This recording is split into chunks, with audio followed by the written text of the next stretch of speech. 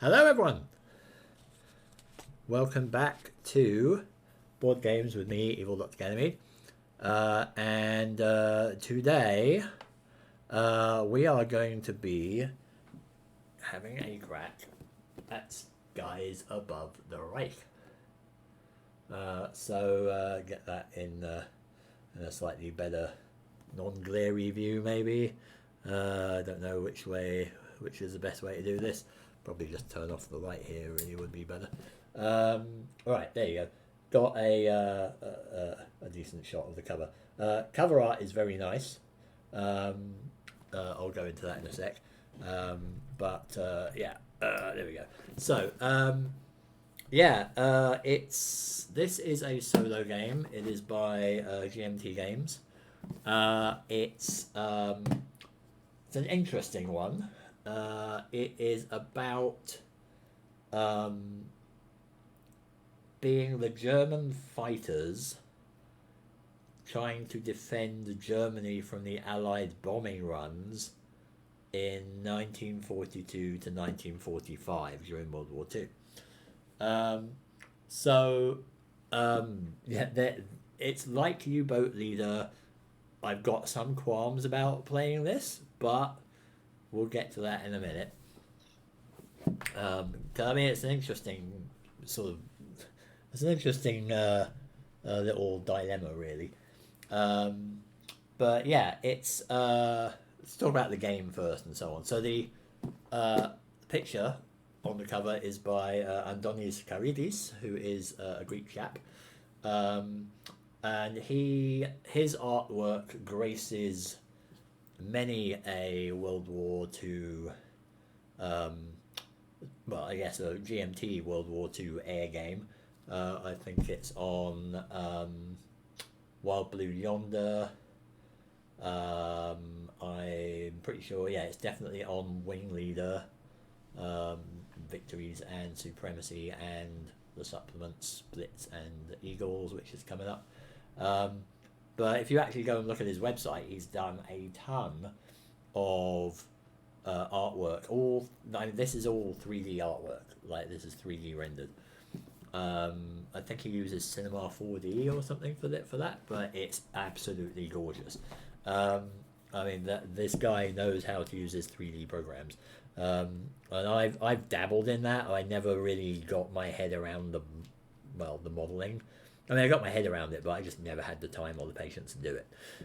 So I have much respect for people who can make these models and render them and light them and make pretty pictures out of them. But his ones are really, really nice. So artwork is very, very eye-catching, definitely. So it's about. You can see maybe from the back there. I'll show you the actual board in a second. But it's this sort of grid work of planes that you have to get through, it's anyone's guess who's going to survive, whether this is going to be a successful defense or not. I have played one mission of this already this week to try it out. This has actually been sitting on my shelf for don't know for how long, like a month or so, I think. And it's it was just a high time, I thought, to get it out and have a look. So I will say, first up, there are blocks involved. It's not really your classic block warfare kind of game, but I do like them because they're nice and tactile. They're a bit more interesting to play with than counters. There are, that said, a bunch of counters as well, which I've got here in a handy dandy GMT counter tray, which I didn't actually get from GMT themselves. Got that from where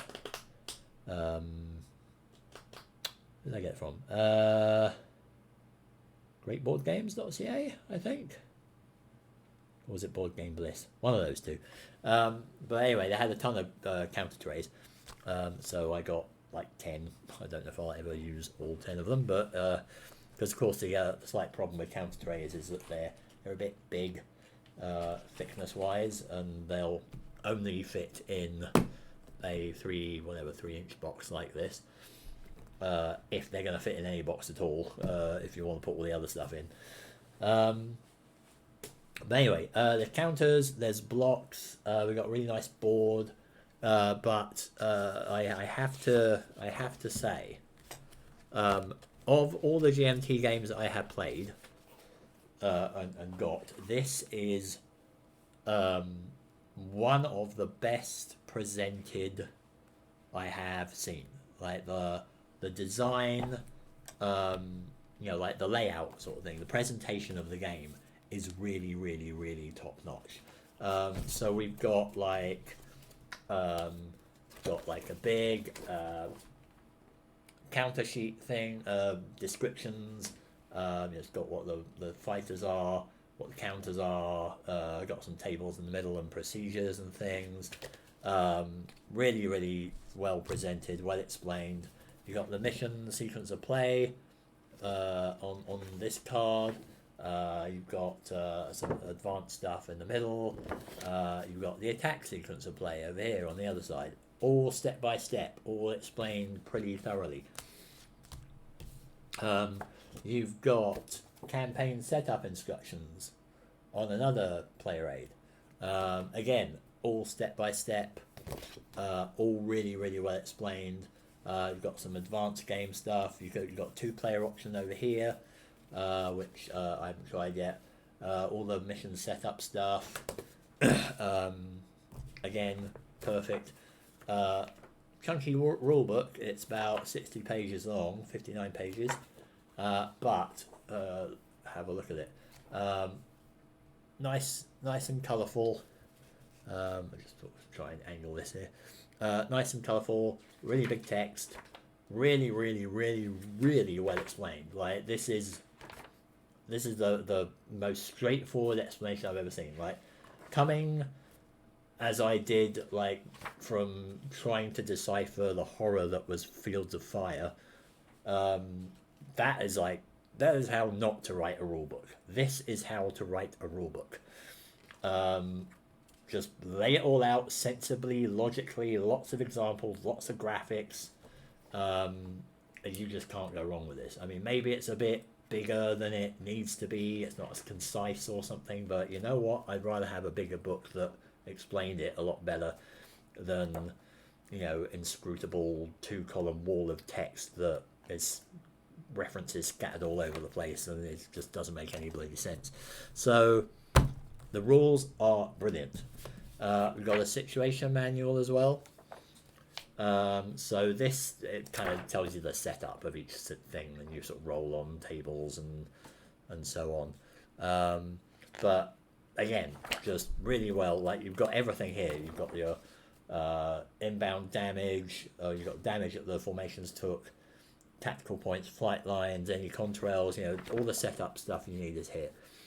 And it even says, like right here in the rules, getting started. Little note about stickers, see page 58 for how to apply the stickers.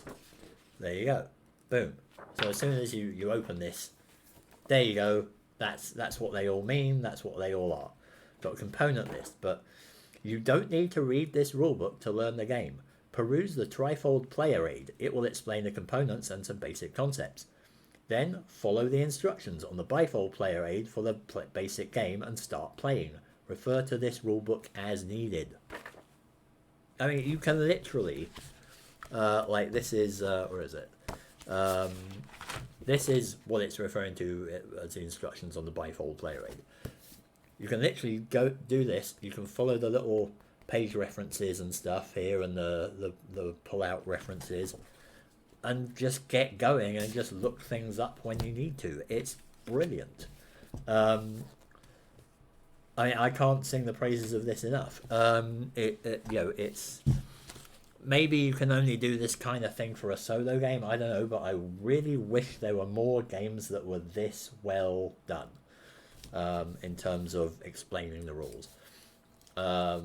Especially more GMT games, but they do a lot of complicated games, and they could really do with some better manual writing. I mean, I realize it probably depends on the designer and so on, but yeah, this is just good.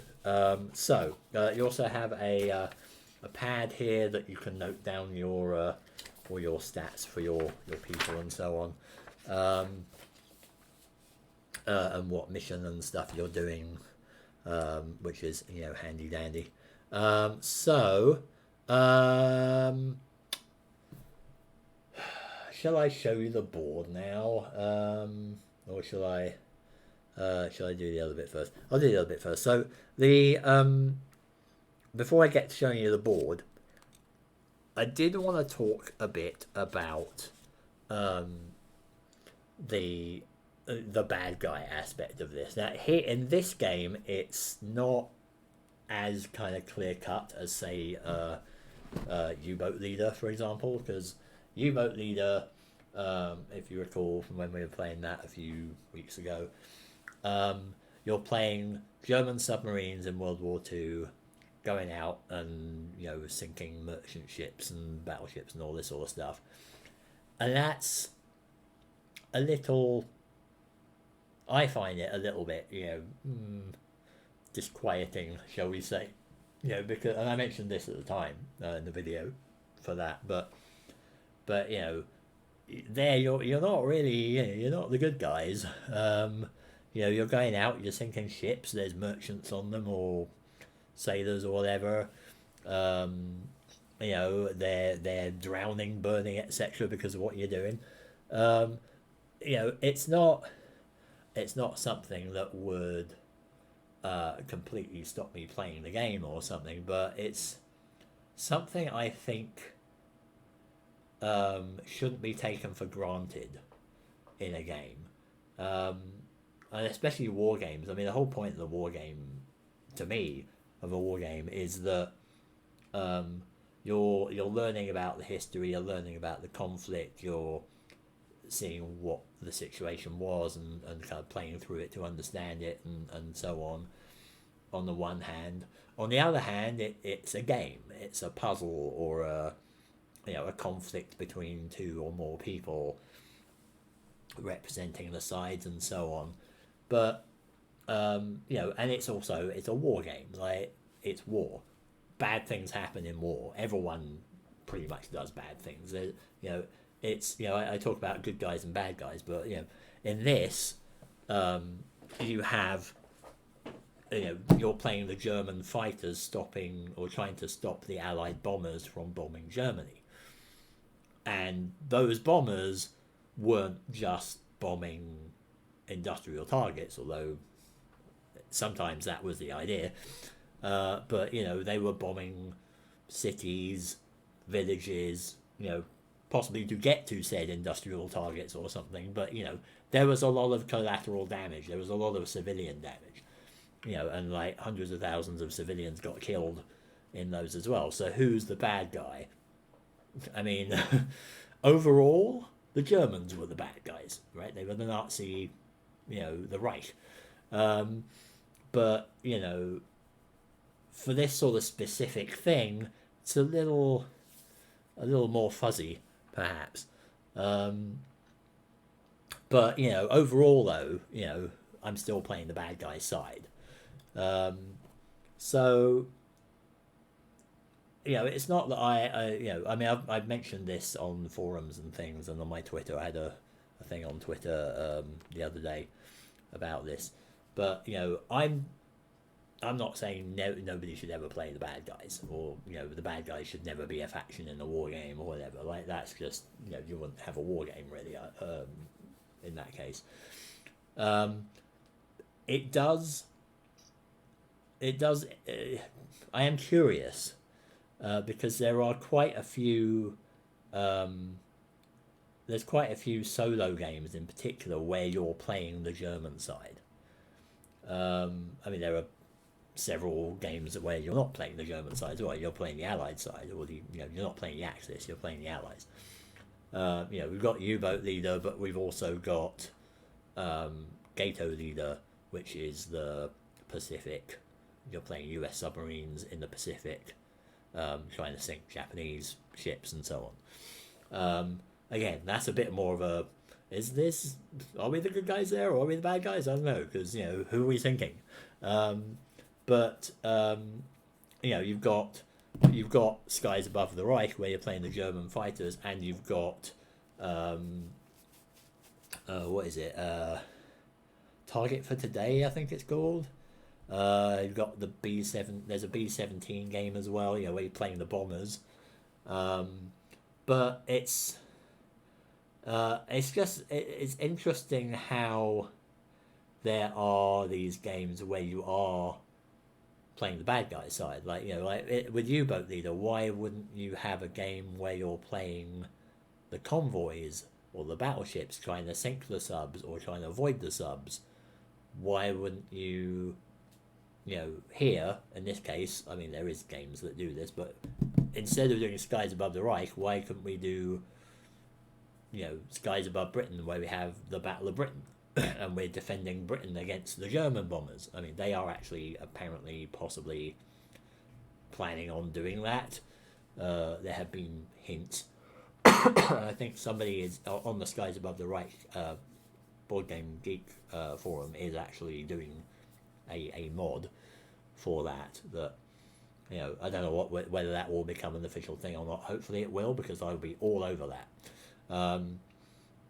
But it's interesting just that they chose this viewpoint when they could have chosen an Allied viewpoint. I don't really know what that's about. Is it just more gameable? Does it just translate better? I don't know. But yeah, it's an interesting little thing to think about, really. But that said, I don't have qualms, or any major qualms, in playing it. Where it gets me is that there's a bit of dissonance in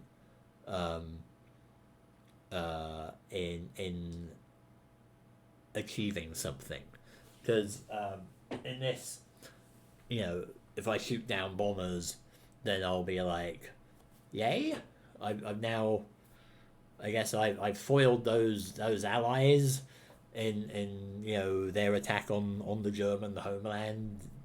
Good for me. But I'm not sure if I can feel quite as satisfied about that as if I would, if I was playing British fighters trying to shoot down German planes that were coming to bomb England. It's a little bit more of a reserved sort of celebration of that, really, or satisfaction out of that. So yeah, it's a bit odd, but like I said, I'm not offended at the idea of playing it. Otherwise, I wouldn't play it. I'd be pretty hypocritical if I said right, I don't like the idea of playing Germans, and then here I am playing Germans in a game. It's just a thing to keep in mind. Now, the other thing that's kind of brewed up lately on this topic is how the Germans and the Nazis and so on are portrayed now in modern media. Because there was an article in Vice about that's proven rather contentious. But the thrust of that is that, the question they were asking was, are the Nazis being whitewashed in modern gaming? Because there is, I think, a certain kind of thing now where there's a lot of World War II computer games where you're sort of squad based, running around shooting each other things, whatever, World of Tanks and War Thunder and Battlefield and so on, and they do seem to they don't portray the Nazis in really the light that they should be portrayed in, which is, very unfavorably. Like, they were nasty people. They still are nasty people where they're around, but they're kind of made to be like cool in these games. I think, or the article was saying, and I think I would agree with that to an extent. Like sometimes they are. You know, I'm not sure. I mean, I haven't played many of those games. I'm not sure whether you can sort of play as that side. I mean, that would be really, really dubious, I think. But they've been a bit sort of cartoonified almost. And I'm wondering if it's getting to the point where give it 100 years and maybe people will be thinking of Nazis like we think of pirates now.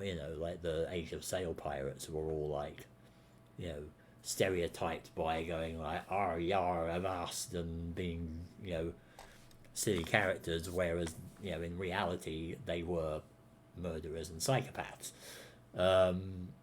Like I wonder if there's this sort of dilution of what they really are that just sort of happens over time. I don't know, but one thing out of that did intrigue me was like the idea of using Germans and Nazis and so on in World War II or whatever bad guys in whatever conflict to sell a game. Like if you put like I think they were talking about like a character in one of these computer games that was like a major, I guess, NPC or something, but he was really kind of being portrayed as this epic, cool kind of character that was, I guess, geared at bringing people into the game. And the wargaming part of this is that, of course, Germans appear in war games, and they appear on the covers of war games as well. And that is where I get a little bit. I think that's a little bit sketchy. Like there's a new game by GMT called The Last 100 Yards that has a photo of 3 soldiers on the cover, and it's digging around a bit. I mean, if you know your World War II stuff, you'd recognise it. But digging around a bit, it's 3 German soldiers wandering through the streets of Stalingrad in 1943 or whatever. Now, on the face of it, one could say, what's the big deal about that? They're not doing anything. They're not shooting anybody. They just, there's a guy standing there holding a gun. There's another one sort of doing this, and there's another guy in the background, and that's basically it.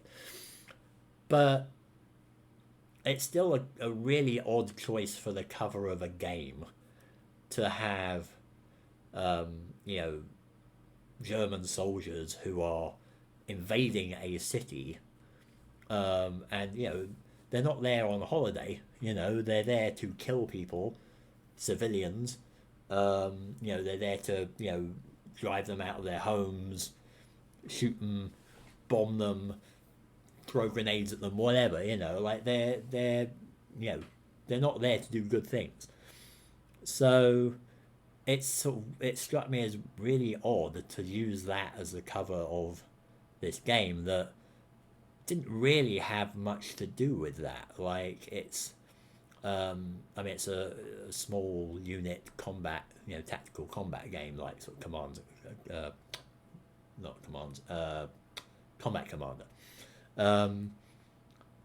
So there's no real reason why you have to have a picture of a German on the cover or any Germans on the cover.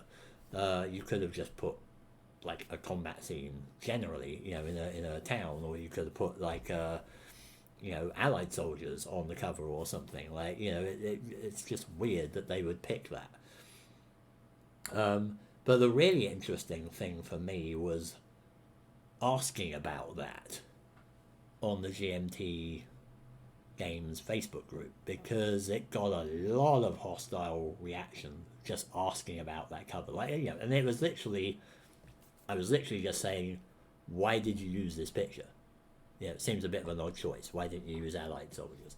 And the within like half an hour, I had a whole horde of people coming out of the woodwork, really agitated at the fact that I had asked this question, you know, and it was all sort of ranged from, you know, I don't see a problem with it, to why are you asking? You must have some kind of agenda, to shut this discussion down right now. You know, and very few people seemed actually willing to talk about it. They were just more threatened. They were so threatened by it that they just wanted to shout it down. And it was really, it was kind of eye opening. I mean, it's not terribly surprising, I guess, given, war gamers tend to be a more conservative bunch, shall we say, in my experience. But there's definitely a lot of people who would just prefer not to think about any of that kind of thing at all, and who get hostile at the thought of thinking about that. I mean, maybe, there it is. This day and age, things get a bit polarized and hot pretty quickly. It is a short step from why did they do this to, oh my god, it's completely wrong and should be shut down, which I wasn't arguing for at all. But still, it was like it was really unpleasant. And there have been a few discussions about that subject that have got pretty heated on the Wargame forums, and were shut down pretty quickly because people just apparently can't keep a civil tongue in their heads. They have to throw insults around the moment they see somebody who's asking a reasonable question. It doesn't reflect well on the hobby, and the people in the hobby. And I don't know if that's a cultural thing or what. Maybe like, I don't know, if a lot of people who play war games and who are online tend to be older, white American males or something that tend to be more conservative anyway, maybe that sort of reaction isn't surprising. But it's still not a good sign. I mean, I don't know what the reason for it is, but I mean, that's my theory. It's just the demographic. But it's not a good sign, and it's not good when the publishers as well don't really want to think about it either. I mean, granted, it's only been a couple of days, but there's been no response from GMT about it at all. I mean, they have, people have said that the designers are usually the ones that pick the covers, which is fair enough. But GMT didn't have to approve it. But I just don't know if the designer of like Last 100 Yards just thought, oh, this is an interesting looking picture, I'm going to use it, and didn't know or care about what the origin was, or whether he picked it specifically because it was German soldiers. I mean, one thing that people have raised, perhaps cynically, is that putting Germans on the cover of games sells, which again goes back to the whole like, hey, the bad guys are cool, which is not the case, and shouldn't be the case. But if that really is the case, that putting the bad guys on the cover sells more copies, then that's also kind of a little bit of a not a good reflection on the hobby, really, is it? So yeah, I mean, it's a complicated subject, to be sure, like, but it's something that I think needs to be talked about at least. But we've got to get to the point where people actually want to talk about it, without being shouted down or insulted or attacked or something by people who can easily just not talk about it if they don't want to talk about it, or can learn to talk respectfully about it. But this is the modern internet. This is what people do now. They shout at each other. So it's unfortunate. But that's a sort of, it's like kind of two sides of the coin there of like, playing the bad guys or having to play the bad guys in the game, and all the the things that entails, all the thoughts that entails, and having the bad guys, how the bad guys represented in the game. And it's just, obviously there's a lot more to it than that, but that's just sort of my thoughts on that for now. But I mean, it's a bit of a rabbit hole that you could go down, really. But again, like I said, I'm not against having the bad guys there. I'm not against people playing as the bad guys, but it's a tricky thing. Haha! Oh, it's what's this? Chrysalid Punk. Hello. Joining late from Hex Encounter. Yay! I saw the Facebook post. I think you are talking about good on you for raising it. Thank you. Yeah, I've had a few people saying like, good for talking about it when I mentioned it on Twitter and so on. So it's not like that I'm alone in thinking this. I think there are quite a few people out there who would agree with me, but there's obviously quite a few people out there who wouldn't agree with me as well, which is fair enough to an extent. You don't have to agree with me, but just do it. Don't be an ass about it, basically. I mean, I try not to be an ass about it myself. I mean, I know sometimes it doesn't come out too well online, but that's the nature of the medium. But I try to be not insulting and patient with people, but it's tricky. Right, but anyway, that aside, let's just get going with the game, and I shall show you how this is played and what's involved and the concepts of it and so on. But to do that we need to get to the board. So I'm going to use the magic of the wireless mouse, as well as the lack of eyesight on my part here. So this could be interesting. Where is the mouse here? Can we get down to the thing here and do that? Yay! Okay, awesome. Right, I'm going to put that mouse over here now. So the flashy technology strikes again here as we switch to the overhead view. And this is the board. So this is a board. Now the interesting thing about this game is that it has four options, basically, 4 boards that you can use. You have this one, which is map 1. You have, drumroll, this one, which is map 2, which you can see has more planes and they're in a different pattern and so on. And then I won't show you it because it's in the box, but I'll try and show it here. Is that going to work? But you can see that big map there. That's map 3, I think. Is it map 3? Possibly map 4 anyway. But there's a bigger map. It's actually kind of half again as big as this. And it's got 2 sides and it's even bigger formations of bombers. But I'm not going to get that out here because it's just going to... I've set the camera up to see this size. So the idea, and this is an interesting thing about this as well, right? That you get to kind of learn about these concepts that I had no idea about before. But the idea is that bombers are coming in from the Allied airfields and so on. They're heading over to Germany to drop bombs on targets. And they're coming in these formations. And these are...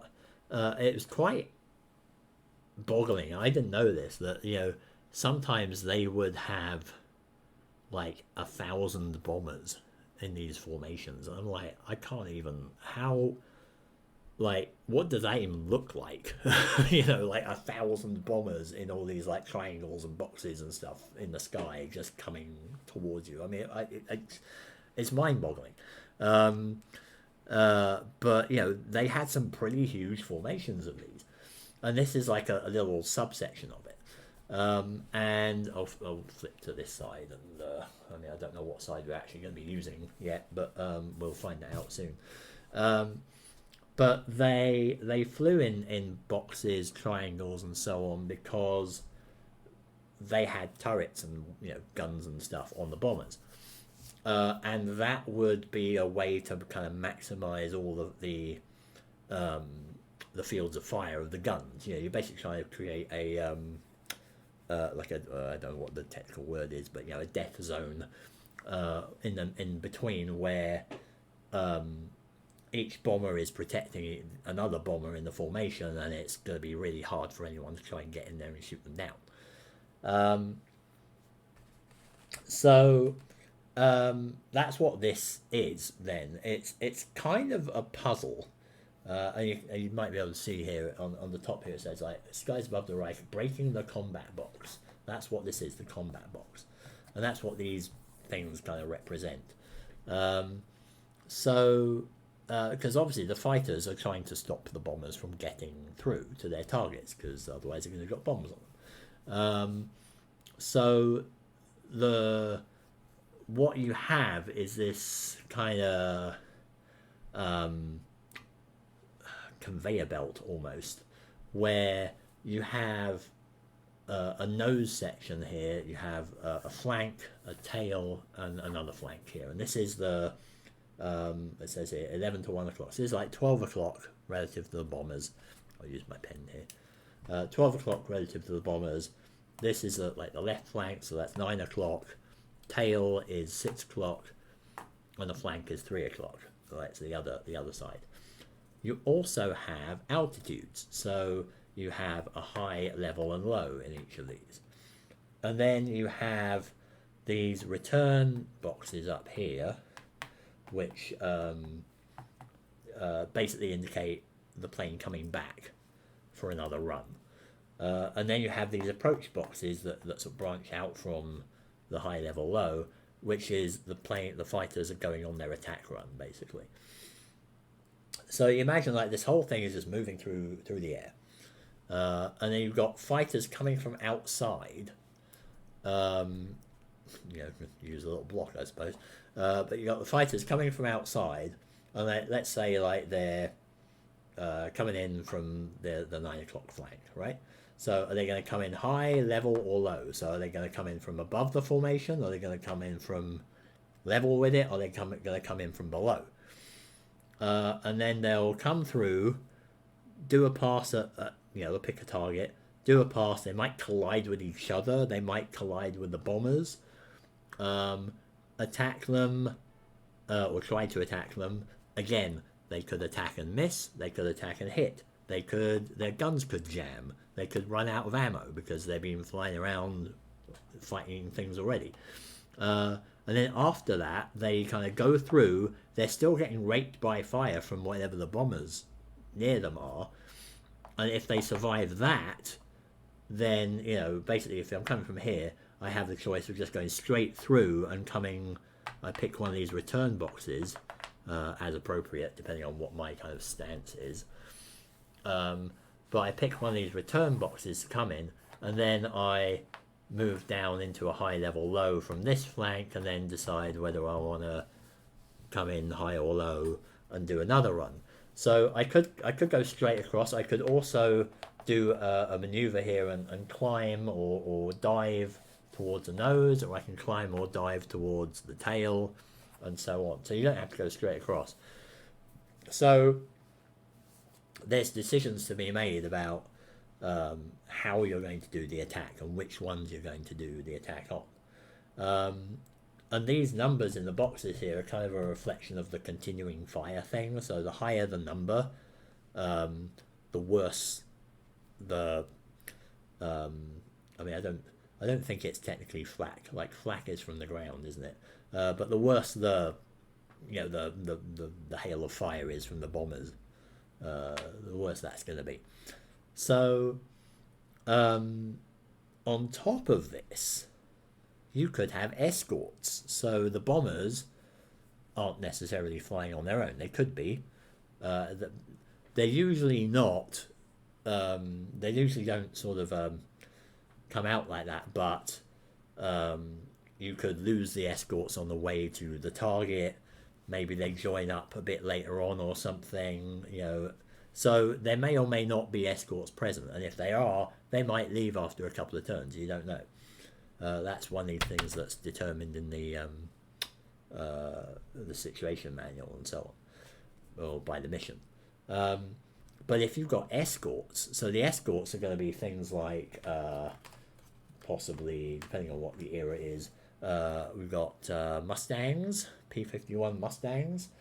We got the old, the classic Spitfires. We've got the P-38 Lightnings over here. And we've got the P-47 Thunderbolts over here. So it depends on what era, because we can play from 1942 to 1945. So they could be flying around, and they're gonna be causing all sorts of hell. Like the mission that I played, the first mission that I played, 1942, very first mission, the escorts were everywhere. It was a complete disaster for the Germans. So yay, I guess. But I ended up with four fighters in this kind of arena.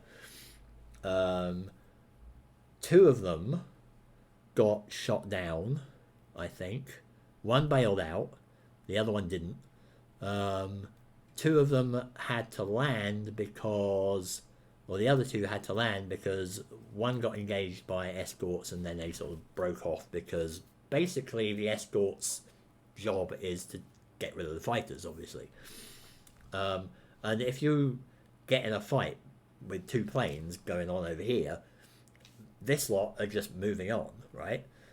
So eventually this lot has a fight, and then the escort goes, right, well, I've distracted you long enough, I'm going to bugger off. And the fighter, the German, has no hope of catching up with the formation then. So he has to go home as well. So that's what happened to one of them. And the other one went in for an attack run and discovered he was out of ammo. So he was like, well, I'm done, so I'm going home. So it's interesting that, there's a lot of attrition going on already, just in trying to do the attack. Like, getting to the point of actually being able to hit the things, and then you're probably going to miss, or something's going to go wrong, or you're going to get hit in the process, or whatever. And that's going to delay you. Because the other side of this is that you have a limited amount of time. Like, if you can see over here, we've got like 3 counters. We've got the mission turn, which is the current turn, the flight limit here, which is how many turns you have in which to complete the mission, and you have tactical points up there, which are like a currency, a tactical currency that you can use, and you can use that to, like, if you want to move from low altitude to high altitude, you can spend like 1 tactical point. You can do that straight away. Otherwise, you normally have to move 1 level per move. And you can do sort of things like that. You can use tactical points to move from, say, the low tail to the low nose or something, right? You can sort of go under the formation, I guess. So again, the flight limit, the time limit that you have, is unknown until you roll for it at the beginning of the mission. So who knows how many tactical points you get? Unknown. Depends on the mission. So you may only have like 3 turns or something. You may only have 2 fighters. It's just going to be pot luck. But ultimately, in terms of the game, the goal is to get enough victory points to, ideally, to win, which is you get, there's a specific number of victory points. Where is it? Here. So there's a specific number of victory points that you need to win, say 1942, which is like 15. To lose it, you need to get less than 5. So if you play through, I think it's like, what is it, 6 missions, I think? Where was it? Where was the table? Yeah, it's 6 missions in 1942. And then as in the later missions, it gets more, and then it goes back to less. So it can be 6 to 10 missions, basically. And if you finish all those missions and you still haven't got 5 victory points because you just completely failed to shoot down anybody, then you've lost. You're, I don't know what happens, you're court-martialed or shot or whatever. If you get 15 victory points in 1942, you've shot down at least 7 bombers, no, at least 8 bombers. If you actually destroyed that is, then you've done really well and you win the game. So, and then you have the option of carrying on to the next season and so on. I've just realised as well that I think I might have put the wrong number of victory points down for my last mission there, because I didn't destroy the bomber. Page 25 of the manual. Here we go. Fallen bomber. Oh no, fallen bomber is 2 victory points. That's right. Right. So, an hour of yakking aside, let's get started, shall we? And I'll show you how to play, how it works. I'll do my best anyway. And we'll see where we go. I'm probably only really gonna have time to do 1 mission, because I think it took me a couple of hours last time, but I don't know. I was also trying to figure out how to play the game, so we'll see how it goes. We'll see how tired I am or whatever. But we'll do at least 1 mission and just see what happens, because I have no idea what's going to happen. I have no idea what the mission even is at this point. So the one downside with all these cards and things is that you tend to forget which one is actually the thing that you need. So right, here we go. Let's get going. I'm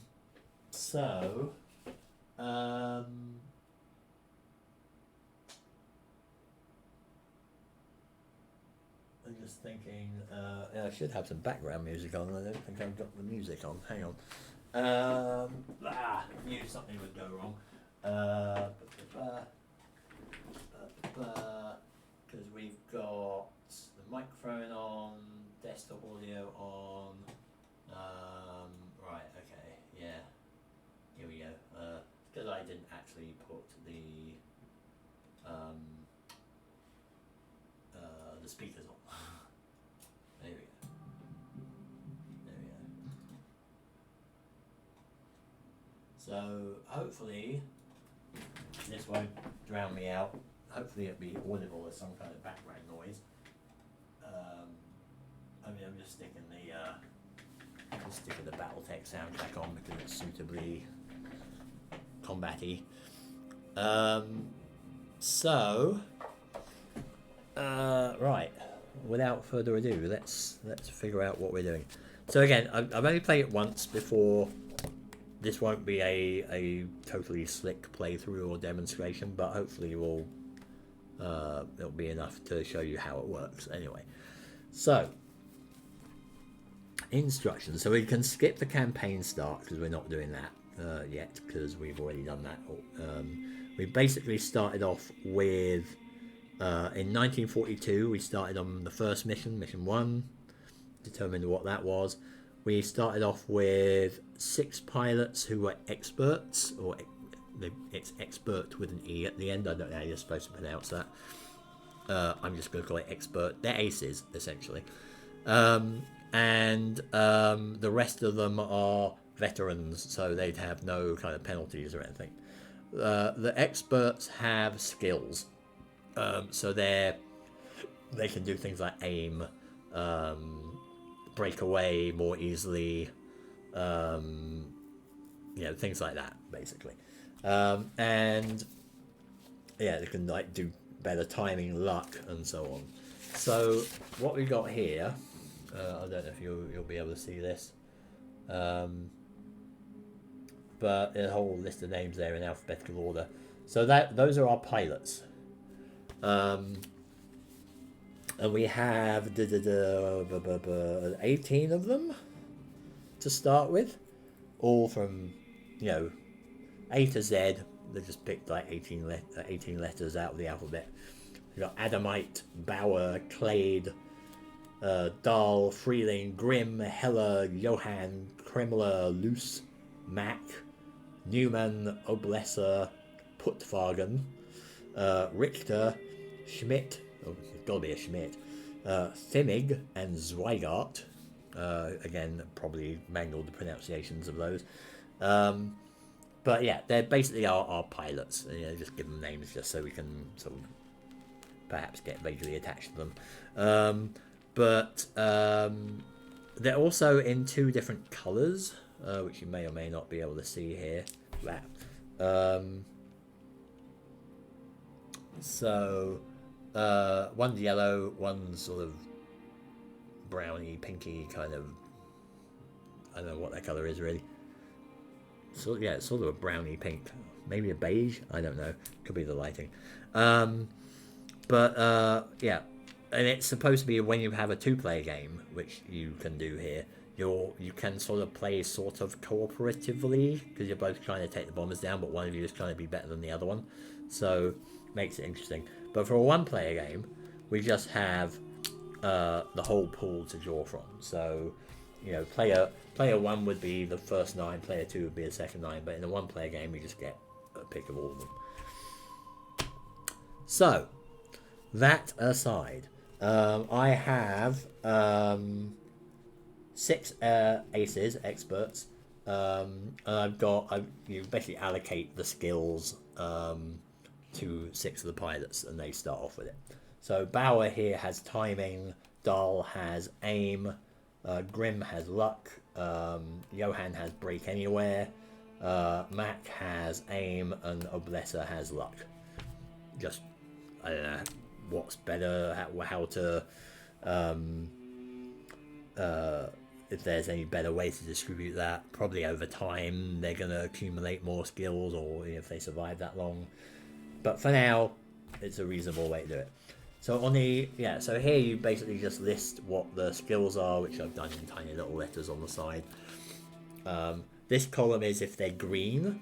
So the last mission, Luce got shot down. It got completely mangled by a horde of 8 Spitfires. That he didn't have a chance. So he got shot down. He didn't make it. So now we have a replacement pilot who I have called Lumen, because it had to begin with an L. And he has a sort of skill, but it's a green penalty. It's when you're starting you're obviously a bit more flaky. If you survive, I think they've actually I was reading somewhere that actually if they survived just like a couple of missions, even they were considered veterans. They weren't considered green anymore. So, but yeah, they start off with erratic, or panic, or zeal, which is like they're a bit too eager. So they have a few disadvantages, but you can pay that off after time with experience points. So that's what we've got there. Also, for the curious, we are flying BF 109s. I don't actually know what those are, but they're German planes. They have a whole bunch of other ones. They've got the Ju 88s or whatever, Junker 88s, Ju 88s, which I think are the Stukas. I think they're Stuka, whatever, dive bomber things. They've got the FW 190s. We got BF-110s. We got ME-262s and ME-410s, which I'm assuming are Messerschmitts.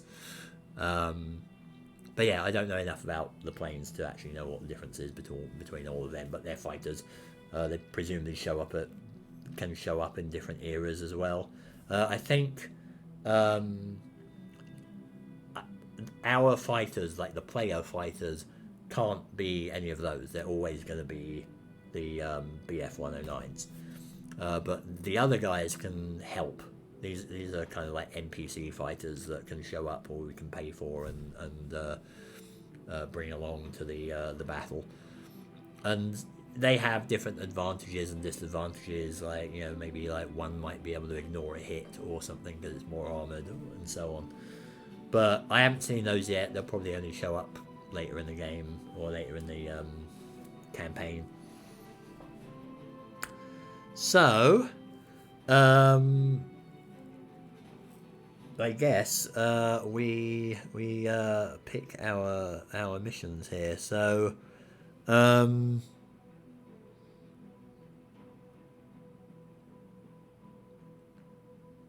yeah. So if we have 7 experience points, then we can pick results from the mission setup tables, but we don't have that yet. So let's open this up and let's see. So we're going to be rolling on this table here, and this tells us what map we're going to use, what the mission type is, whether it's inbound near the target or if they're outbound. How many OPs we get, which are operations points, which let us buy things, and what the escort situation is going to be like.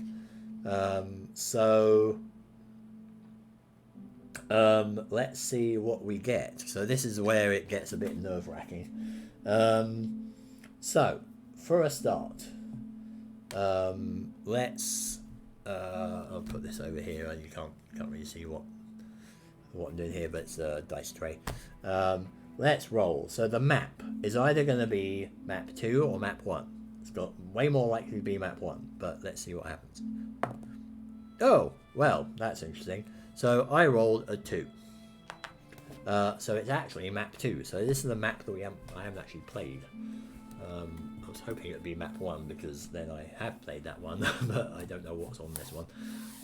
So this is interesting. So map 1 just basically had a small formation here and a small formation there, and you picked which one you were going to attack. This is a big formation. And it's all a triangle of planes. So there's lots of interlocking things going on.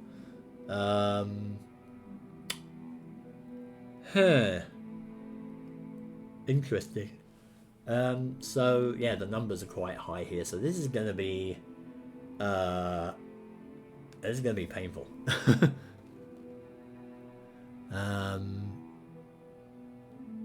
Oh wow, interesting. High bombing square up top there as well.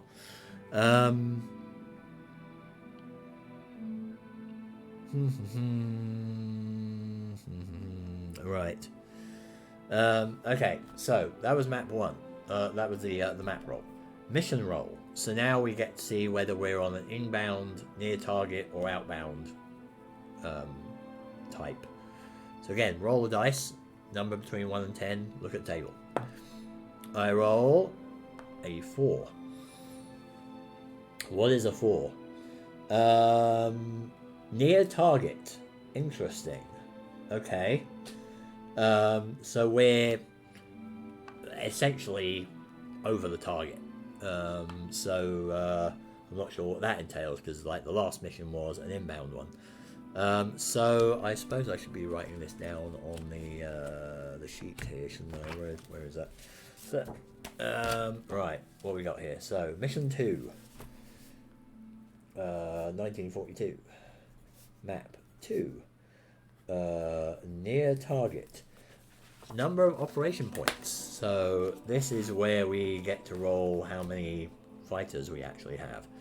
Um, Oh, I missed that. Huh, interesting. 5. We look at the table and we have 4 OPs. So, interesting. So what I've just noticed here is like, here's the operations menu that we use to pick what we want to get. So each BF-109 costs 1. Oh, I suppose, yeah, this doesn't apply to me. If you're 2-player, the first 2 BF-109s are basically free. But if you're 1-player, they're not. I thought I'd misread that first time around. But okay, so we have 4 to spend. We can get 4 fighters. Or we can get, say, 3 fighters and 1 with a cannon, or 3 fighters and 1 with armor, or 1 fighter with armor, cannon, and a rocket. I mean, that would be a little bit ridiculous though, because they'd probably get shot down real easy. So you'll note here as well, you've got 1943 early to 1943 late, 1943 mid to early, and so on. Different things are available at different times, and all of the other fighters are only available from 1943 onwards, so we're not going to be able to use them anyway. Similarly, cannons, bombs, rockets, and armor aren't actually available in 1942. Which makes this really simple, because what it means is we got 4 fighters of our own BF-109s. That's it.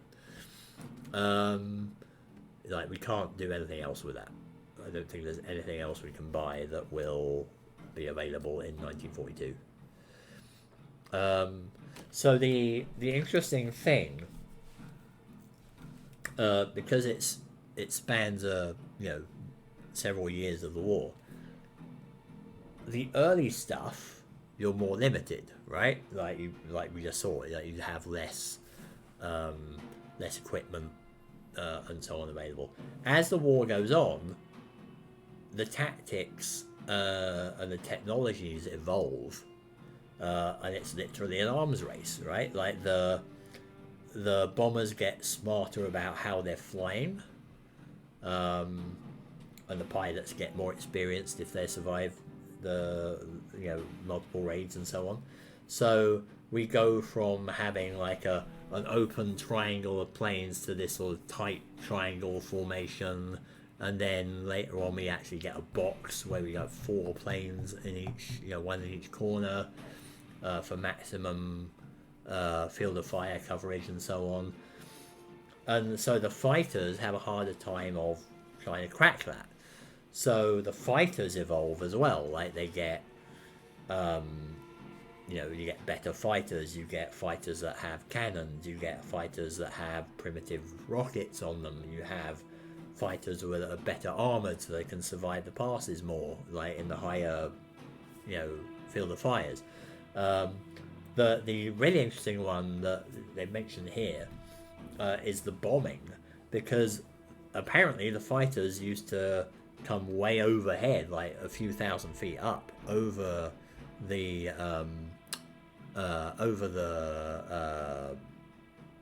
formation, and drop bombs on them in order to try and take out the planes.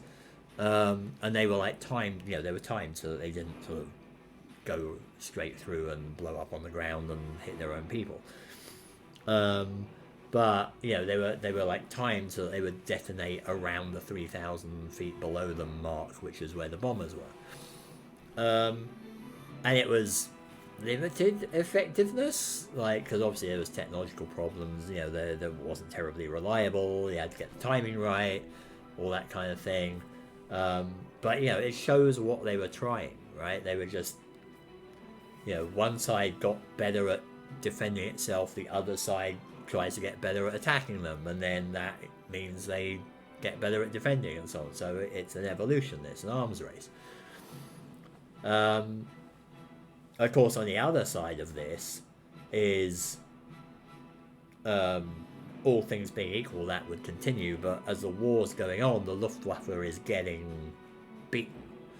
Um, they're losing their air superiority. The airfields are all bombed out. They're running out of resources and so on. So, towards the end of the war, it gets really hard to crack the really evolved box. So it'd be interesting to play a full campaign and try and see how this evolves. I don't know if I've got the time or the patience to do that, but I could totally try a mission later on in the in the war and see what happens. From an academic kind of viewpoint. But it's really interesting just seeing how this works. So at this point, I've sort of got distracted again. We have 4 OPs, so we spend the OPs, so we get 4 planes. So I basically pick 4 pilots. I can pick. I don't know if I want to pick Lumen because he's green. Oblessa survived the last one. He's got 1 experience point. I don't really know what I can actually do with the experience points as of yet. That's an interesting thing. Let's have a look. See if does that help me at all? Does 1 experience point help me? With 5 I can learn an expert skill. So nice, but can I do anything with 1? I don't think I can.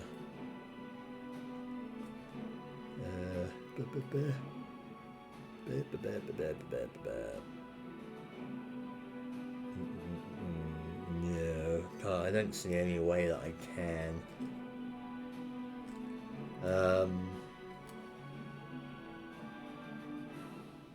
Fine. Okay, no worries. So it does. It doesn't really make a difference. But I'll pick a Blesser because he's a sort of veteran. Dahl exited last time. Adamite exited last time, and Luce died. So I'm gonna pick. Should I put all my aces in? Should I try and do that? Let's pick Johan, who is our breakaway expert. Let's pick Grim, who is lucky. And let's pick Putfagen because he has a odd sounding name. And he is not an expert, he's just a normal pilot. Right, so I think we don't need any of these guys anymore. So put them aside, put them out of the way.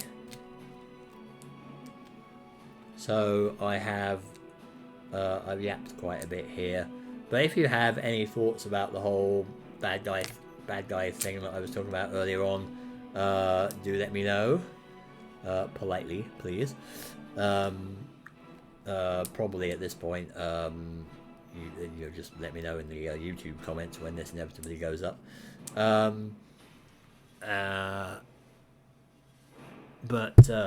if you've got any questions about the game so far, let me know. I will answer them. So we got 4 planes. Now, they have various things, don't they? So Oblessa has luck. So Oblessa has a luck token on him. Johan has breakaway. Break anywhere. I suppose I can just get these out, really, can't I?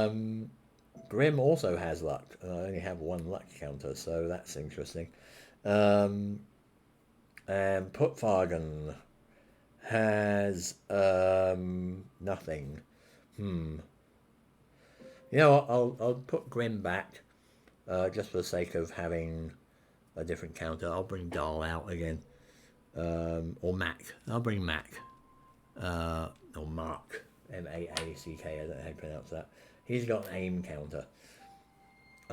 So we've got 3 different counters, so we're good. Right. Okay, that's what we have.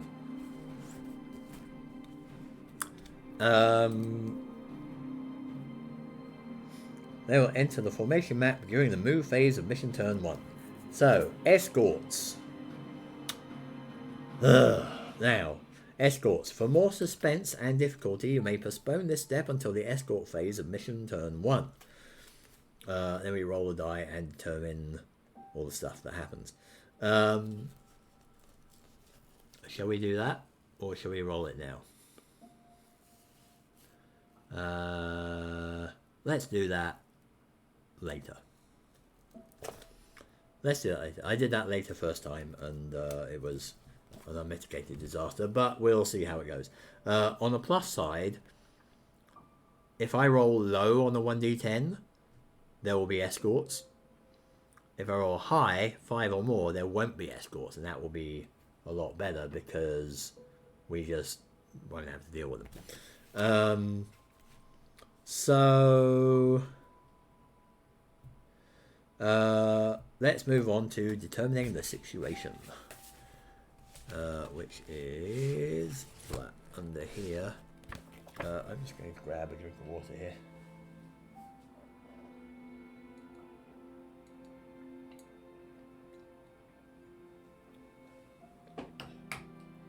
Because I am talking myself hoarse. Alright, so situation map. We are looking at a near target map 2, not map 1. So we have to move over to here.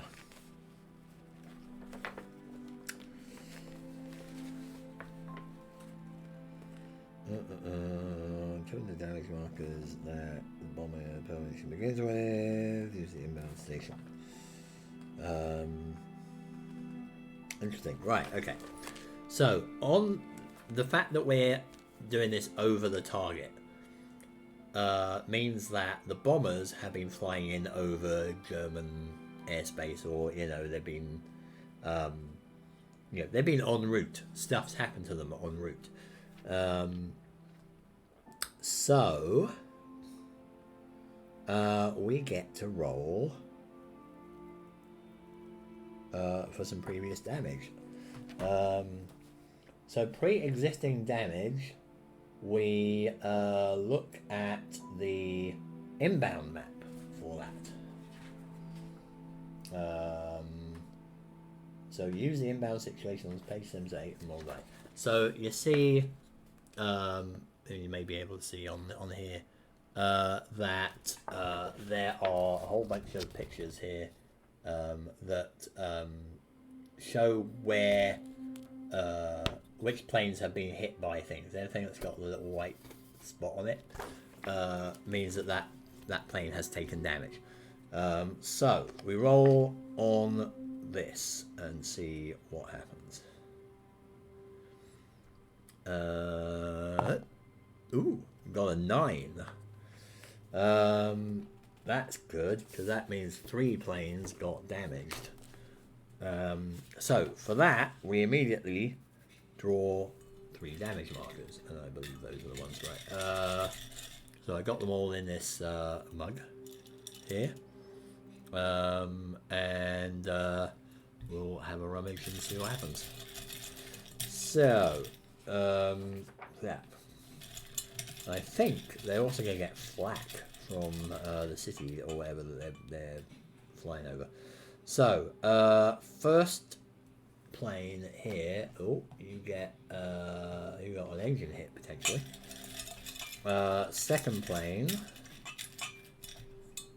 which is the front of this one, has a wing hit. That could be interesting. And third plane has a fuselage hit. I think that's the one. Yeah. Okay. Next, sun position. Right, the sun, ever important. How do we roll the sun position here? Blah, blah, blah.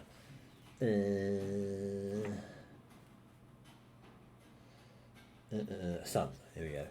Inbound. Right, here we go. Near target sun. Contrails are not present. And we rolled a 3. High flank. High flank. So we get the sun counter. And we put that up here. So that's where the sun's coming from. So if you know anything about, or even if you know nothing pretty much about aerial combat, you should be able to figure out coming out of the sun is a good thing for the fighter, because it means that the bomber, the target, isn't going to be able to see him, or as well, because obviously they didn't have radar and so on back then either. So that basically means you can avoid a hit. It gives you a chance of avoiding a hit on the plane. So you kind of want to try and come out of the sun. The interesting thing about this is that the sun can move over the course of a mission. And of course the sun isn't moving, the formation is moving. So that, like, now if the formation decided to kind of turn this way now, the sun would be behind them, so the sun would move over to high tail, because now you're sort of reorienting yourself, like they've turned to the south here, and now that's where the sun's coming from. But we'll get to that when we get to that, if we get to that. So next is flight limit. So we want a high number to have more turns, and we get a 6. So we get 6 turns. I'll get moved this out of the way here. So we are on flight limit 6. Anchored status. Now, the anchored means that, remember I was talking about how these formations are, usually they're part of much bigger ones, like possibly up to 1,000 strong. So we're going to see here whether they are. And if they are, then wherever they're anchored to is going to have a bonus on its lethal levels, on its numbers here. So let's have a look. We have rolled a 5. And a 5 means... what does that mean? 5 means level. Flank, right. Flank level, right. How do we mark that now? So I didn't get that last time. Anchor, there's an anchored marker.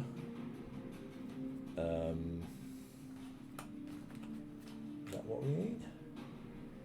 I'm assuming that's what we need.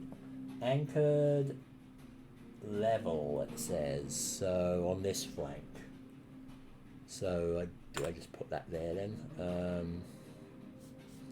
I suppose. Let's have a quick look at the rules, because this, I didn't actually do this get an anchored result last time, so I don't actually know what this means in terms of the gameplay. Anchored, sorry, means, handily enough, it tells me that anchored is on page, on the near target map, 7 and 15. So if I look at page 7 and 15, I should see what that means. Anchored marker in each position box indicated. Space with an anchored marker is impassable to fighters. So fighter may not move into it or through it. Oh, interesting. Interesting.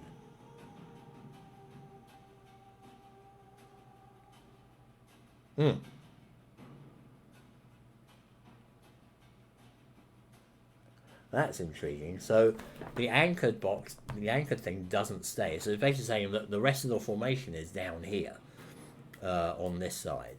So I'm just thinking, like, if the sun does move, I think it can move because of a card, like the formation turns and so on.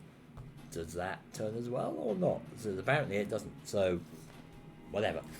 We'll cross that bridge if we come to it. But anyway, this space, so this level space means I can't go through that, which is interesting. I presume, yeah, I mean, if it means I can't go through it, it means I can't go through it in any way, shape, or form. So I can't just go straight from high to low, rather than going from high to level to low either. You know, I just can't. This is the end, and this is the end, and that's it. Impossible fighters, yeah. So, yeah, they may not be moved into or through by fighters. Well, that's interesting. So I'm going to put it on this side that says this box is impassable to fighters. Escorts, okay. So escorts can move through that because it's their own formation. Interesting. Now, next is tactical points. Let's have a look at our tactical points. So now we get to see how we're going to do on that. So again, we roll a die. I suppose I can just stick that here for now. And we rolled, ooh, a 10. Excellent. Second time, like both times, first mission and this mission, I rolled a 10 on tactical points. So that gives me the most possible, which in this case is 6. Last time I think I got like 12 or something ridiculous, which seemed a bit odd. I don't know how I managed to do that. Yeah, especially. Oh, you know what? I was probably looking at the wrong table. Yeah, because they're all. I think they're all a maximum of 6. So I think I was looking at the flight limit table, and I just stuck that there. So, oh well. Now I've got that right. Right. So, contrails. We don't have contrails. Still don't actually understand what contrails are and why they're important to air combat. I think they can. Well, I mean, contrails are the stuff that comes out of the back of the plane, obviously, but I guess they use that for cover or something. Or the fighters can use that for cover, which is another tactical level. All right, so we've set up the game. So before we do anything, we damaged these fighters, or these fighters were damaged. So we're gonna have to actually see what happens to them. So in this case, this is a fuselage damage. There's no symbols on it. It's just fuselage. We just flip it over, and it's taken 3 damage. When a bomber takes, I believe it's 10 damage. Again, I'm not sure because I never actually got to that point last time. But when a bomber takes a certain amount of damage, which I think is 10, yeah, 10 damage, then it is destroyed. So we're a third of the way there on that one. These guys are more interesting. So they have a number on them as well, and a symbol. So the arrow means if we roll, I think it's less than the number, not less than or equal to, but actually less than.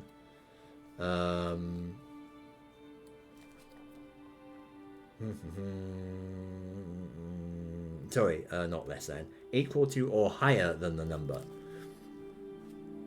So 6 or more in this case. It will fall out of the formation, which is good for us. If on this symbol, if it rolls a 10 basically on the roll, it's actually destroyed. Like, it's taken a bad wing hit and it just breaks up and blows up, and that's it, it's gone.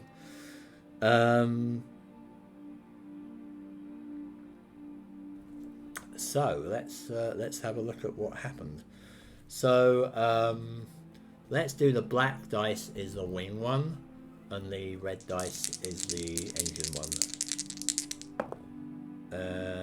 So wing was 2, engine is 5, so they don't do anything particularly catastrophic. So we flip them over, and this actually turns out to be 0 damage. It still stays there though, because it is like a graze, you know, like it's shaken up a little bit. But this one actually has 1 damage to it. This one's the most badly damaged. So,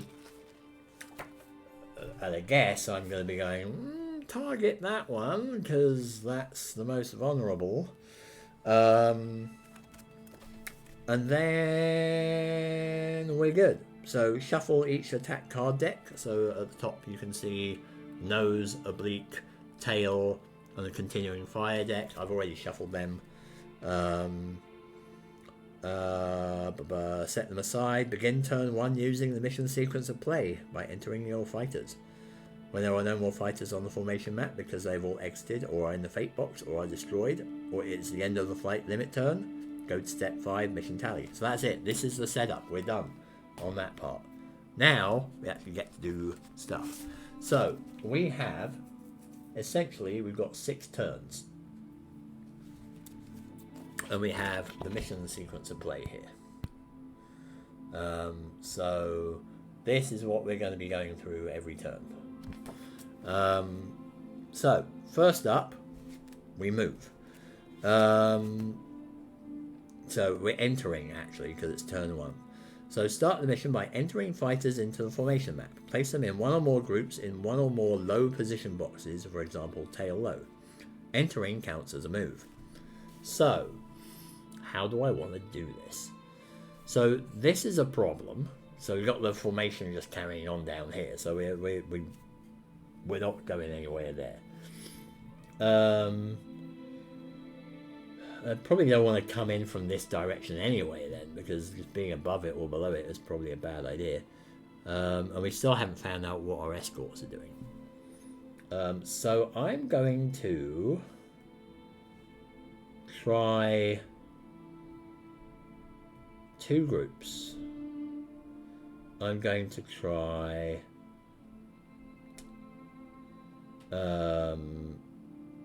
Mac and Oblessa are going to come from the 3 o'clock flank. And I wonder if it's worth coming from the tail. So then do that first time round. Let's come in from the tail with the other 2. So Putfagen and Johan are going to come in from the tail. So that's low.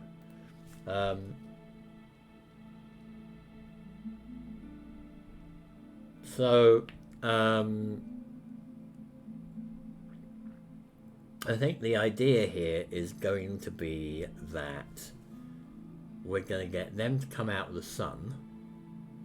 So they're going to, I guess next turn, they're going to climb up to here. That's their move. These guys are just going to come out from low next turn, because they can't do any other moves in this phase, in this turn, because their move was to enter. So I think what we're going to try and do is get them coming out of the sun eventually. These guys are going to start the first run next turn, and we'll see what happens. But this could all be buggered up by the escorts, if there are escorts. So let's see if there are. So the second part of this, I think what I saw Alec MG's video on this was really a good idea, was to put a little sun counter down here, and you can go down the turn sequence that's that's written there. So we've done move. We're doing return now. There is nobody coming back. There's no return, no people in the return boxes, so ignore that. Escort. Let's see what we have. So this is where it could get ugly.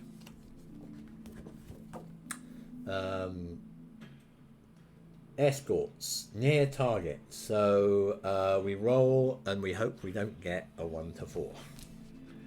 Let's roll the black dice. Shit. We got a 2.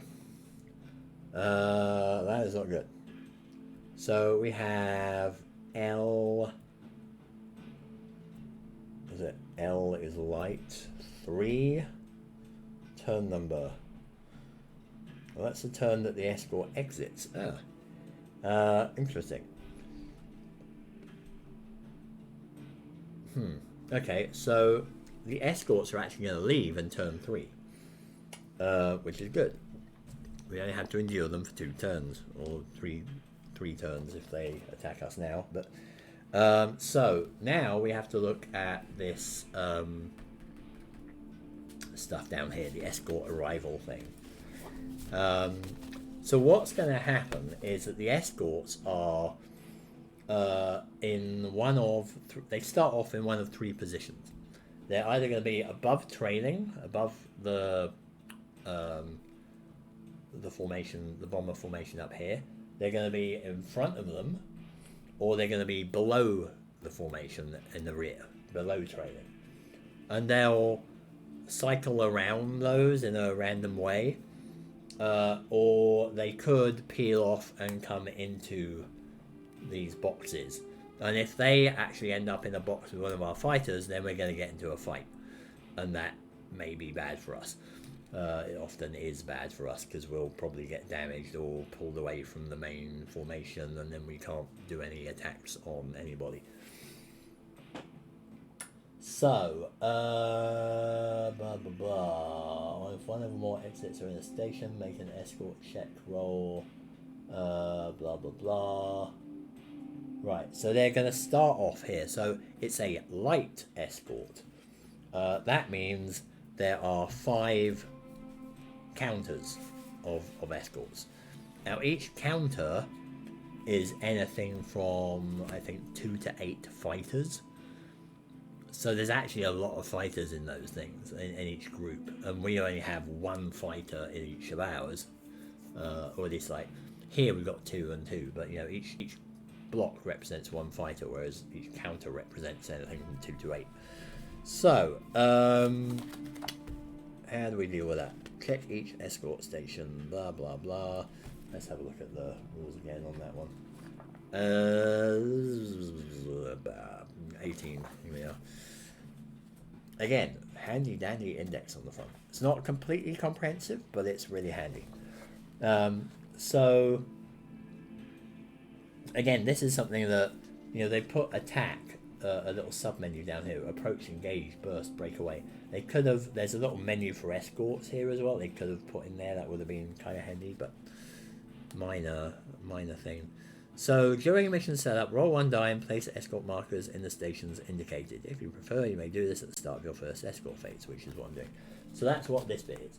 So we're going to determine where these escorts are. So 5 markers, and roll a die, and that is a 1. That means they're all above trailing. So, and what are they? Is the question.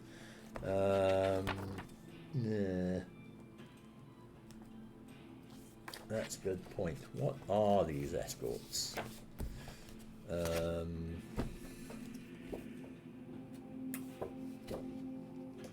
L3S Spitfires. Oh, good. That's awesome. L3S. So, I get to take these Spitfire counters, and I get to juggle them up.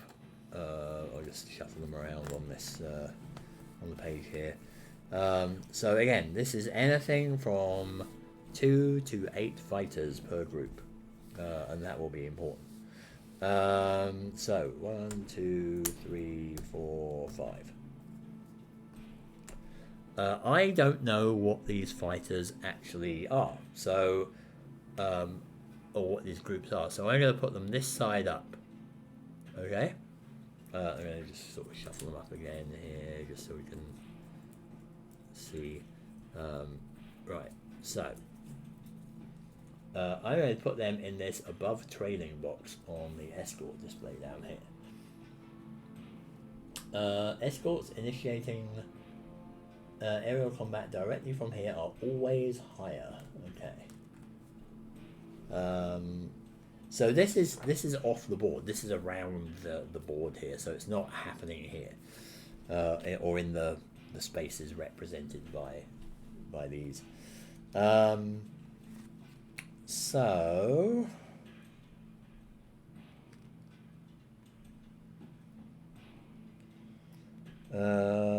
there's escort exits. Have I got the there we go.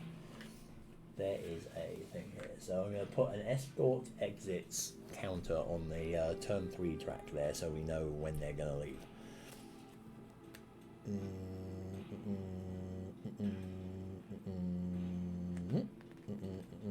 Yeah, so they all disappear. Right. We'll have to deal with them until then, though.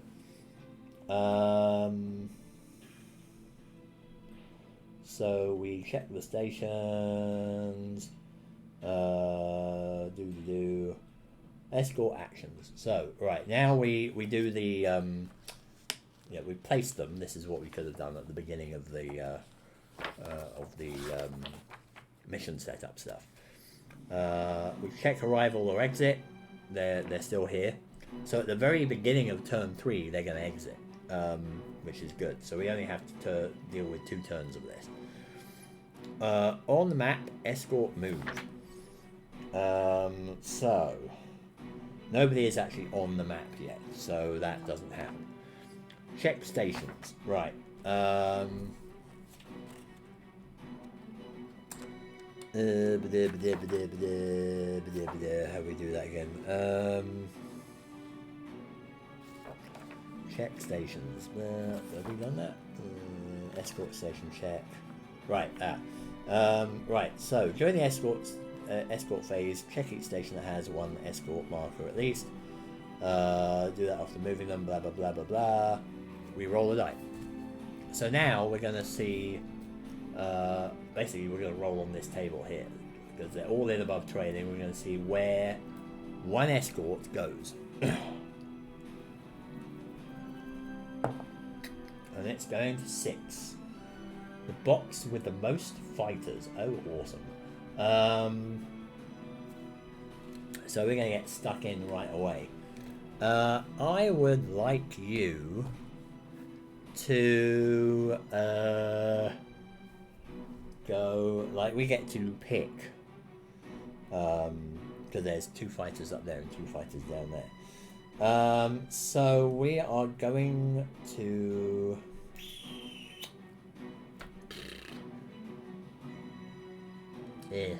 this sucks either way. Let's go tail low then. Go on then.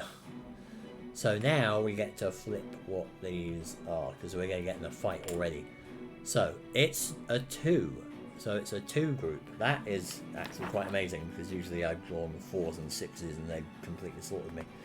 So we get to do aerial combat. Blah blah blah blah blah blah. Right, so we get to roll tables. Blah blah blah. So we're gonna get to cross-reference. Oh, this is in the trifold thing. Hang on.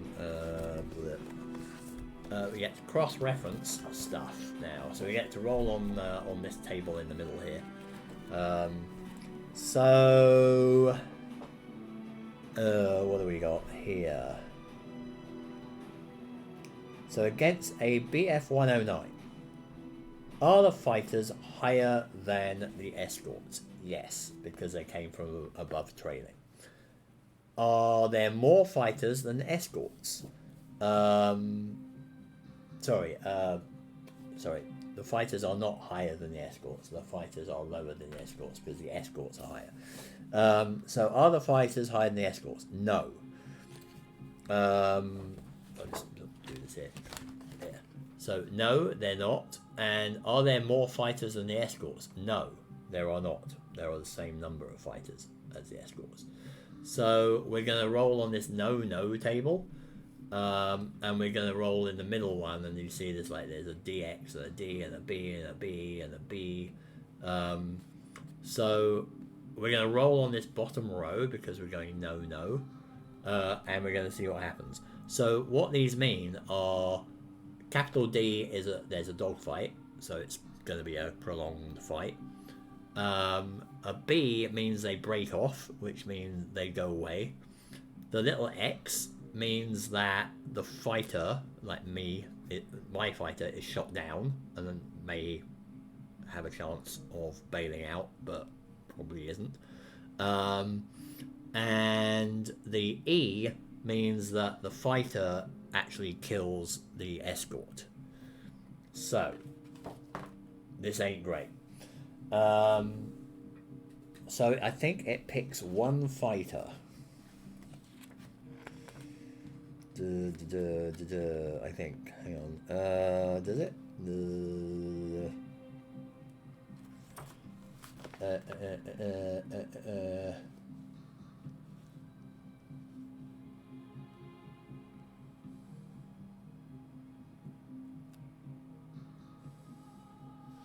Yeah, hang on, let me see who is actually in the fight. Is it one fighter or all of them?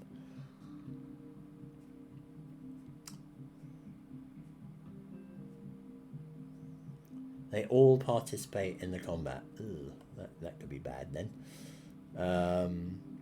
Results affect all involved fighters, but only one involved escort.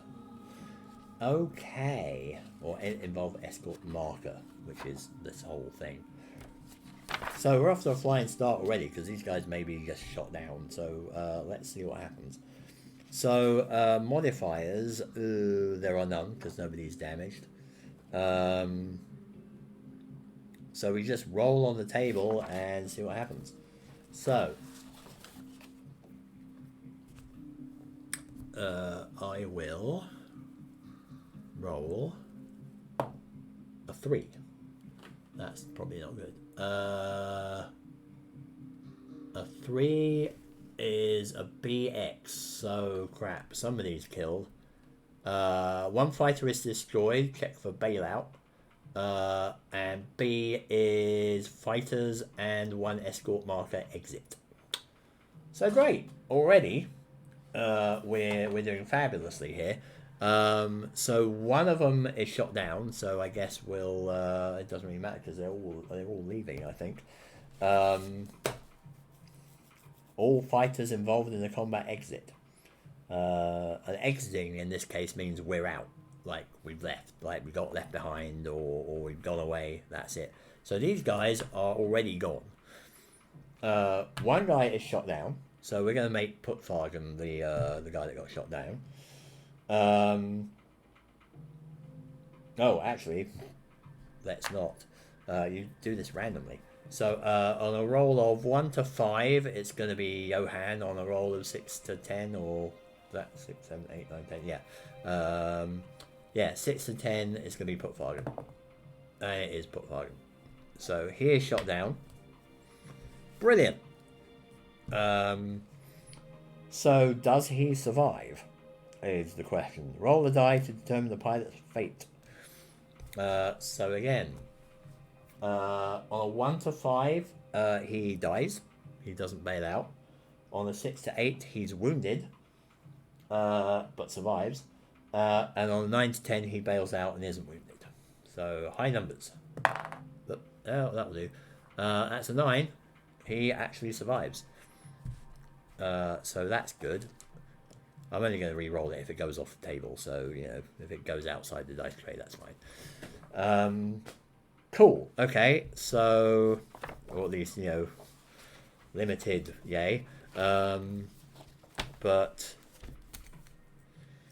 so here's the other thing about this whole thing, because, like, you know, I watched Das Boot a few weeks ago. Brilliant film. You kind of feel for the characters and so on, but again, they're the bad guys. So, should you feel that sympathetic with them? Because they're portrayed more like they're just people fighting in a war, and they don't like it much either. But, I don't know. Maybe these guys are a bit more enthusiastic about it. I don't know. But, again, interesting thing to think about. So, shot down in mission 2. Let's put this in the notes. Bailed out. Okay. Bailed out, okay. So, he's out of action. Boom. Our ace here, Johan, and the Spitfire break away. They exit.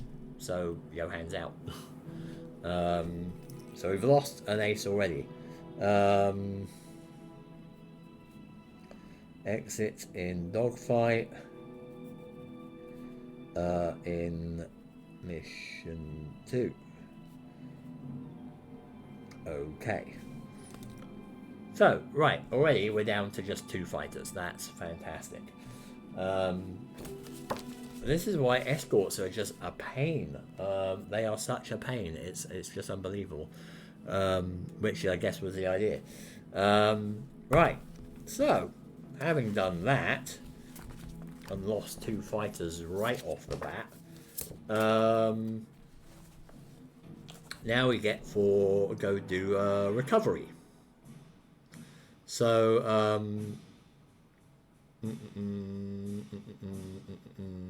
yeah, so we finished the escort phase. Recovery, which only affects people that have been hit, so nobody's been hit. Blast and Flak. Now, this is going to be interesting, because I haven't done this one before. So during the Blast and Flak phase, if you're near target, which we are, then we get to do some interesting things. So some of these planes, some of these fighters are going to possibly get hit by Flak. How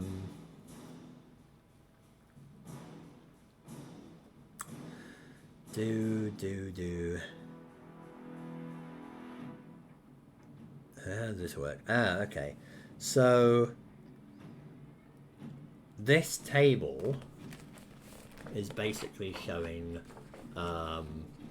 that if your planes are in these areas, like oblique if you roll a 2, or oblique and the tail here if you're rolling a 3, in the approach part anyway. If they're there, they're actually going to get hit by the flak, which is not going to be good, because obviously there's lots of stuff flying around here, and they could just get a bad case of friendly fire there.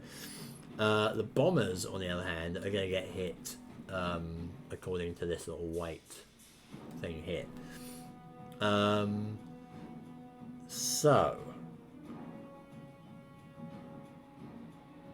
each white icon is a damage result on each bomber.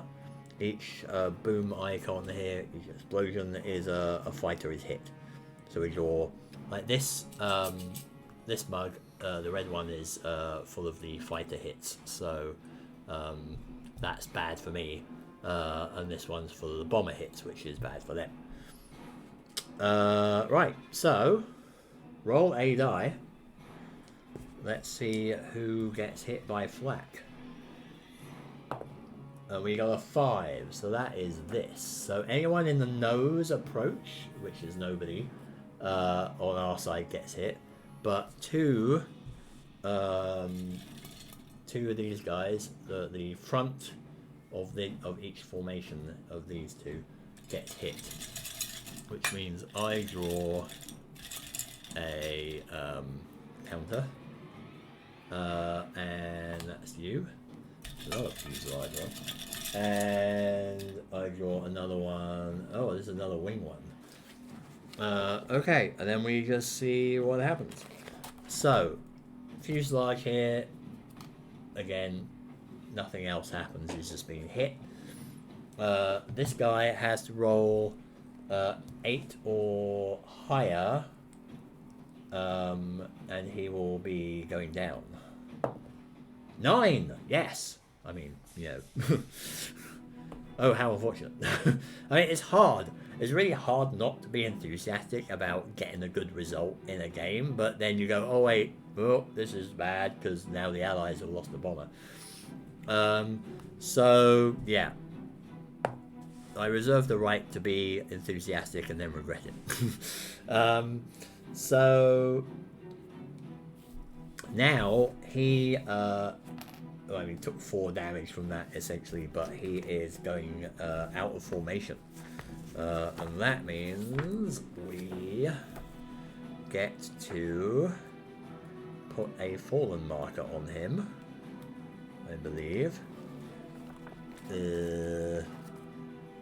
Where is it? Damage. So damage markers go back to the cup, and we put a fallen thing on him. So that's this little symbol, this little counter, and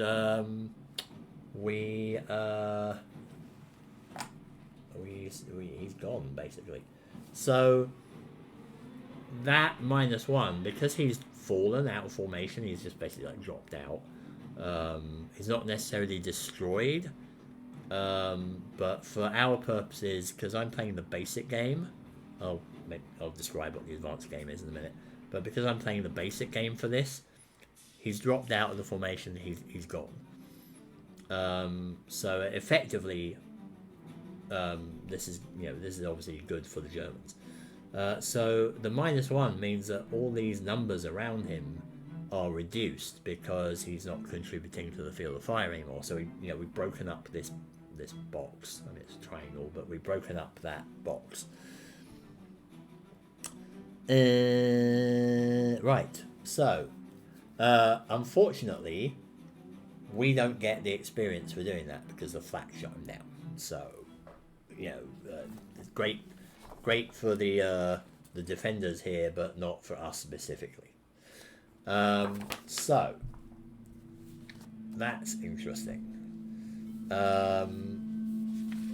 So I can put here on mission 2 in the notes, bomber shot down by Flak, fallen. Okay. So no XP for me, unfortunately. So now, if we were on the map, we could actually do our attack run, but we're not on the map. So all of this has happened, and we haven't even got involved yet, apart from being shot to bits by the escorts. So that's great. So there's no approach, engage, burst, break away, all that stuff. That doesn't happen. So turn 2. We are on the second turn. We go back and start again. So now we can move. I'm going to...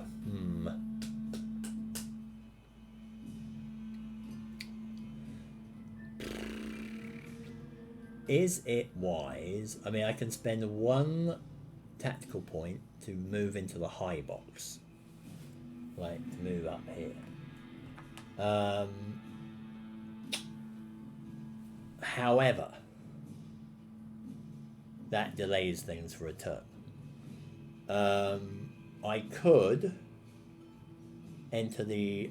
I could even split this up. I could have, like, Mac here maybe goes into the low approach box here, and a Blazer here comes up into the higher one, which would reduce the chance of a collision at least, because the fighters can, if they go for the same target at the same time, that can cause a collision and then damage the fighters or even destroy them. So I could do that, and then Mac will do an attack on one, and the Blesser will do an attack on another the next turn. Um, so this is where the decisions come in, because it's not all just roll on tables and so on. But while I remember, like I said, this is the basic game. This is all there is to the game. The advanced game, though, once a bomber drops out formation, you actually have to go chase it. So you're not just getting points for it dropping out. You get nothing for it dropping out. You have to go, and there's a separate little map that is literally a kind of one-on-one on the bomber. And it's sort of flying at a lower altitude now, and it's, might have like smoke coming out of a wing engine or something like that. But it's getting harried by the fighter, and I'm not sure if escorts are involved in that as well, because they're probably trying to peel off and make sure that you don't take the bomber out. So there's another step, a pursuit step that you have to do, and you have to remember to allocate fighters to chase the bomber, otherwise it's going to get away. So we're not doing that yet, and one day I'll probably try that, and maybe stream it, but for now we're just doing the basic game. So going back to the move, the other problem is that if I go in here and I roll flak again, I might get hit. But I think that's a risk I may have to take. Right now, I mean, this isn't looking great. I mean, I don't have to come in from here into here. I can come into any of these formations. But so obviously, I don't want to. I least want to go here. I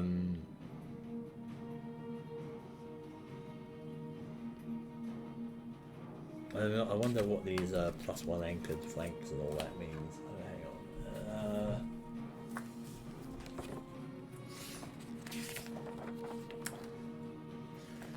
Oh yeah, BF 109s are Messerschmitts apparently, or I can't pronounce it probably. Messerschmitt. So blah, blah, blah, blah, blah. Where does it explain about what that means? Edge space. If an anchored marker is in a nose position there, it increases to 3. Right. So basically all these anchored things, like, ignore these. They're not relevant. But here and here and here and here. So this whole side, I guess they're all carrying on from down here. That gets a +1 on the number because this side is anchored, right? This is the anchored marker. So these are actually, that's like a 3, that's a 3, that's a 3, that's a 3. So I least want to go and attack these guys because they are fully intact and they've got 1 anchored flank. These are a bit more vulnerable. So all of these have -1 on them. Anything that this one touches. So this is a 1, this is a 0, this is a 1, that's a 3. So that might be a good thing to go for.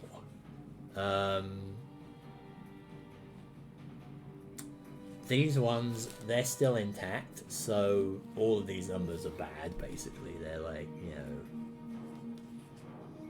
they're not good. High numbers are more likely to damage me. So I think going for these guys is going to be better. And it does say, I think in the manual, one of the manuals somewhere, what a bit the advice is that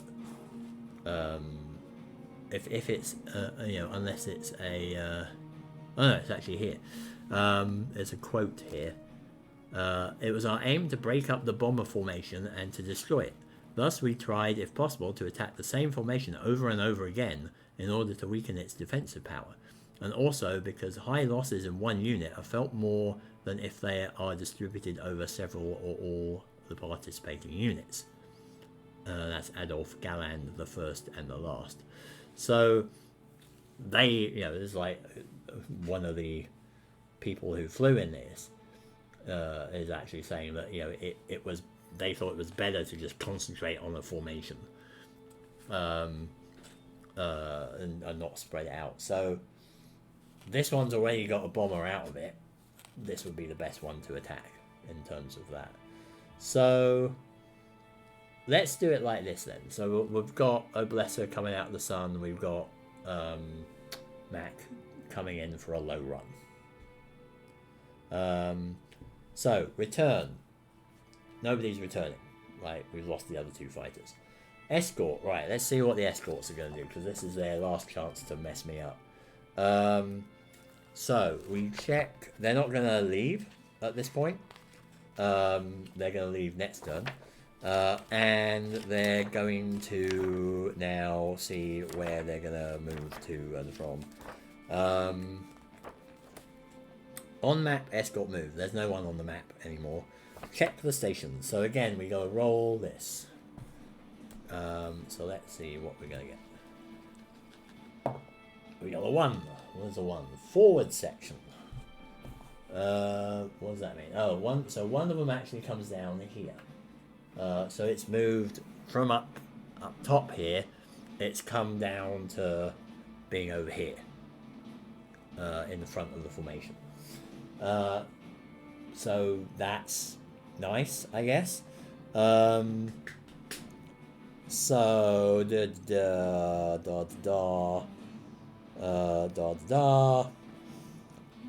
move escort map.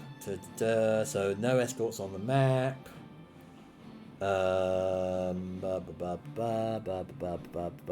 Escort peels off. No, nothing happens there. Sorry, I'm just reading the rules here. So there's no. Yeah, they're not actually in my grill here. None of them came onto the formation map here. They're all still outside. So I think I'm safe from them, which is nice, because they're gonna leave next turn. Because they can't get into a position where they can just move into one of my squares. I just got unlucky that first time, and they just happened to just plop themselves down here. Yeah. Because the other thing here is that it says, like, you know, tail high was another option, so they could have just ended up here. Or they could have gone to the return box of tail high, which is up here. Which would have been awkward, because if I was coming back that way, they could have just intercepted me on the way back to loop around again. But in my case, they just went for the least fighters or most fighters. They went for the most fighters, and I got 2 in each, so they just went, right, we're going to get you. And unfortunately, it turned out to be to get rid of them both. So there's not much you can do about that, I think. I don't think there's any way that you can get an advantage. I don't know if it's like, if you have a cannon or something, are you better at these escort fights, like the dog fights and so on? I don't know.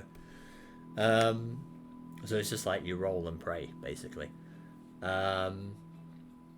Right, so we've got escorts done. Recovery, nobody's recovering. Blast and flak again. So let's have another crack at taking out one of these planes, because this may affect things. Now the snag here again is that I don't want anyone to be hitting an oblique approach at the top. So I don't want these results. Okay? Because these all have oblique approach as a target there. So Let's have a look. What do I get? 2. Of course I get that one. Of course I get one of the ones I don't want. So that only gives us this guy gets hit, and we get an oblique approach attack. So I get hit on that.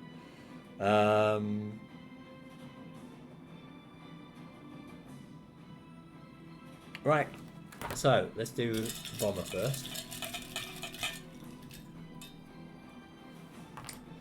And that is an 8 wing. Let's do me first here. So now, can I still complete my attack run? There. I've got a fuel 9. Hit fuel 9. I have to look up what that does. So presumably this works the same way. Now, can I attack? Oh, we didn't roll for cohesion last time, did we? Bugger. Sorry, we missed a step. That after the first blast and flak, there should be cohesion. So let's do that now for the first lot. Cohesion, they would have to roll. Because he got shot down by flak, right? So there was two markers in that group, that element. There was one marker here, there's one marker in this one, there's none over here. And this guy's fallen as well, so that counts as a marker. So I have to roll less than that number to see if that formation actually starts to break up. So let's do this one first. So this, both of these were there in the first round after the flak. So we got to roll less than 2, which is 1. And we rolled a 3, so that doesn't break up. This one, 2 of these markers were there. We rolled a 2. Well, that would have been close, but we needed, unfortunately, a 1. And this one, a 1. 1 marker is there. We don't roll because we can't roll a 0.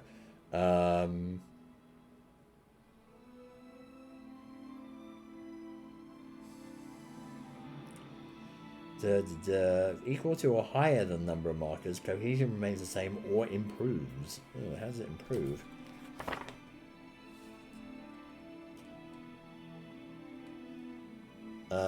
Right, so yeah, if it's good, it's good, it stays there.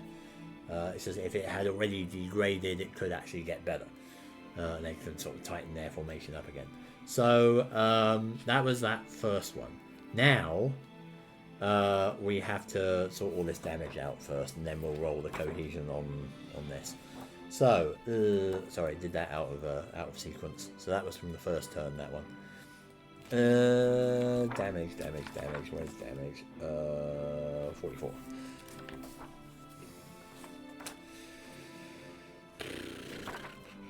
Hit. Blah blah blah blah blah blah blah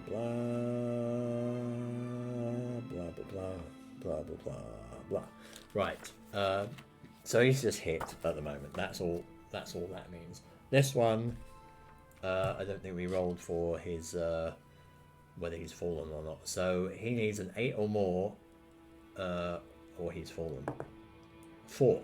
So he stays there. And that is a 4 damage. Oh, so he's quite pummeled. So these are weakened, which is nice.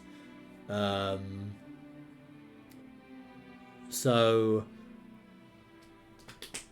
which one he's actually going to go for is interesting. So these ones, it's less dangerous around there, but you know, they still have their full hit points apart from this guy who's out.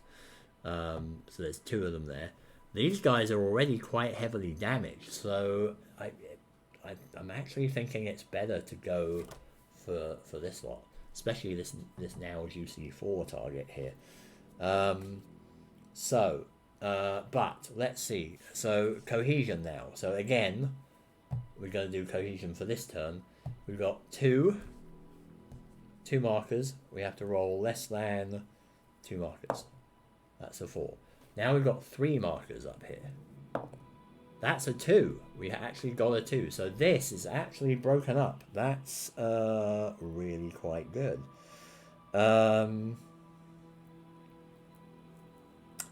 So it becomes loose. Where is the loose marker? The loose marker is here. So not sure where we put that, but we'll just put that in the element here.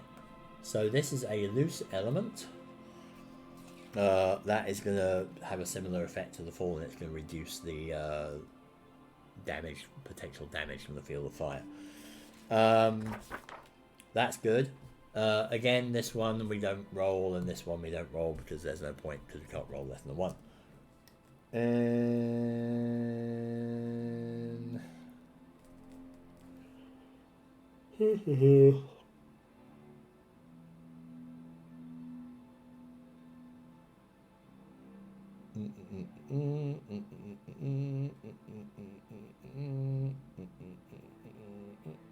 right, okay. Alright. That's all good. So this is looking a bit more promising. So now we've done cohesion. Now we can actually see how an attack works. So first we approach. So I've got this guy coming in. He's also got he's got a damage, but he's got the aim skill. So he could get 2 hits in, I think, is what that means. If damage result, draw and apply 2 damage markers. So that's the damage he inflicts, not the damage on him.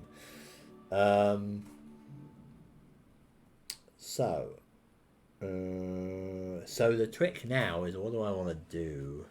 I don't have to worry about escorts next turn, so that's nice. I'm going to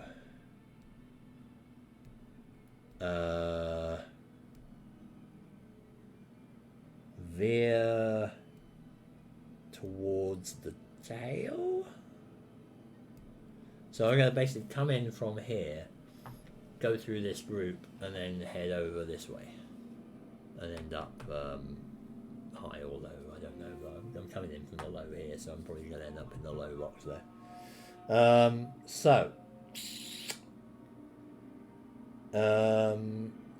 Which one do I want to attack? I think I'm gonna go for this one. I mean, this is the weakest one now, right? So I'm gonna come into that one. I am low, so I am. We actually have these little blue blocks here that we can use. So if I was coming in high, I would put my or from high, I would put my fighter on that block. So you can't see that because it's from the top, but it looks like this, basically. So I would put my fighter on the top there. If he was coming in level, I actually put 1 block underneath, and if he's coming in low, which he is, I'm gonna do that. So that at the moment is correct because he's coming in from the low approach. So he's taken a hit on the fuel line. He's like chugging away, like having trouble, but he can go for his attack run.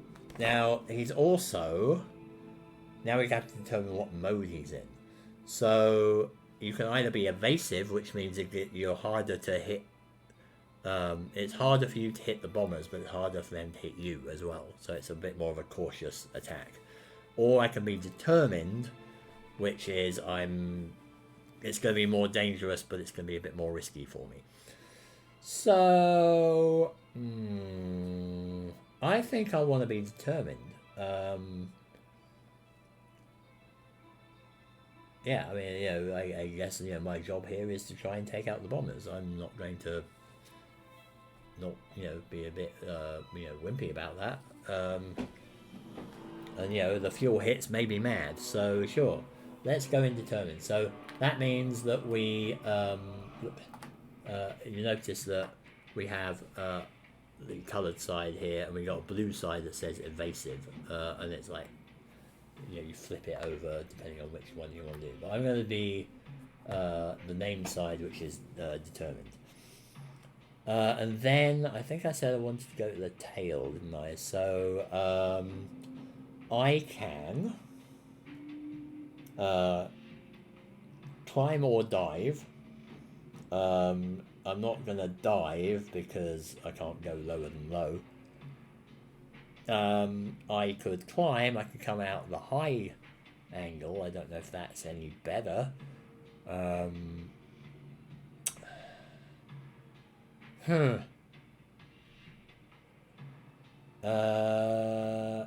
going to see. It's interesting because you get damage results that depend on, or how you break away depends on what you're going to maneuver.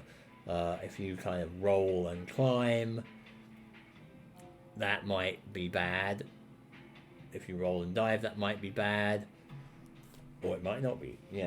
So I'm going to I'm going to climb. Why the hell not? I'm going to climb, and I'm going to basically go this way. So this counter means I'm climbing afterwards. So I'm going to go this way, and I'm also going up. So I'm going to end up actually in the high return box, so I can come into the high and then attack from above, probably. So yeah, I'm going to roll towards the tail. Collision. So, perform a collision check for every space that has 2 or more fighters in it. I do not have any spaces that have 2 or more fighters in them, so I'm good. Right. Attack advantage. I do not have any advantages. So there's Rotte. I don't know how you pronounce that. But it's if you have a pair of fighters going at a bomber, you're like, whatever, leader and the wingman or whatever. It's called a Rotte, or ROTTE. That gives you a bonus. You can ignore a hit. If you've got 2 fighters coming from 2 different directions and altitudes, that gives you an advantage. If you have 4 fighters coming at an element, that gives you the swarm advantage, which is obviously a swarm. But none of this is applicable here. I've just got a single lone fighter. So now we resolve the attacks, 1 fighter at a time. So what's the lethal level here? So we look at the number on this square. And the number on this square is 2. Is it modified by anything? Yes, it is, because this whole element here, like this divides up elements, but this whole 3x3 square of element is loose, so the bombers have spread out a bit. They can't quite overlap each other's fields of fire as well as they could. So this is actually a 1, so that's good.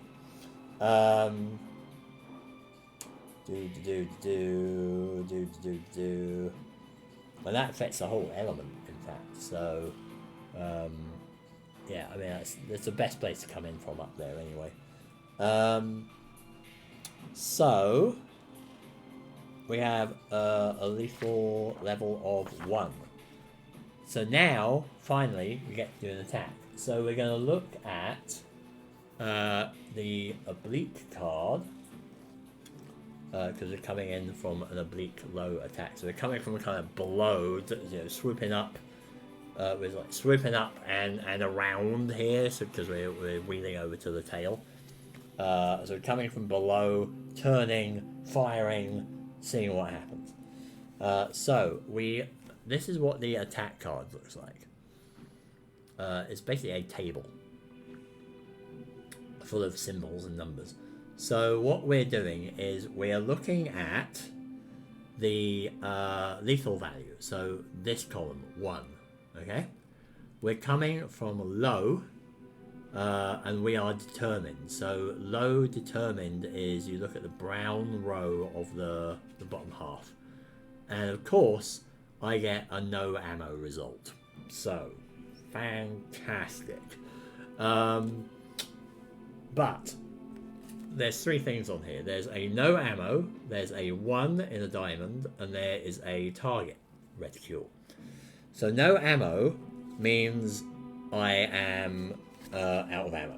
And that means I think I still get to do the attack. Yeah. After applying all other results, place a no ammo marker on the fighter. And then it's basically incapable of attacking a bomber anymore. It can't do any damage to the bomber. It can... it has a -1 modifier in combat against escorts. So I think that usually means it can't kill the escorts either. Because you need like a 10 for that.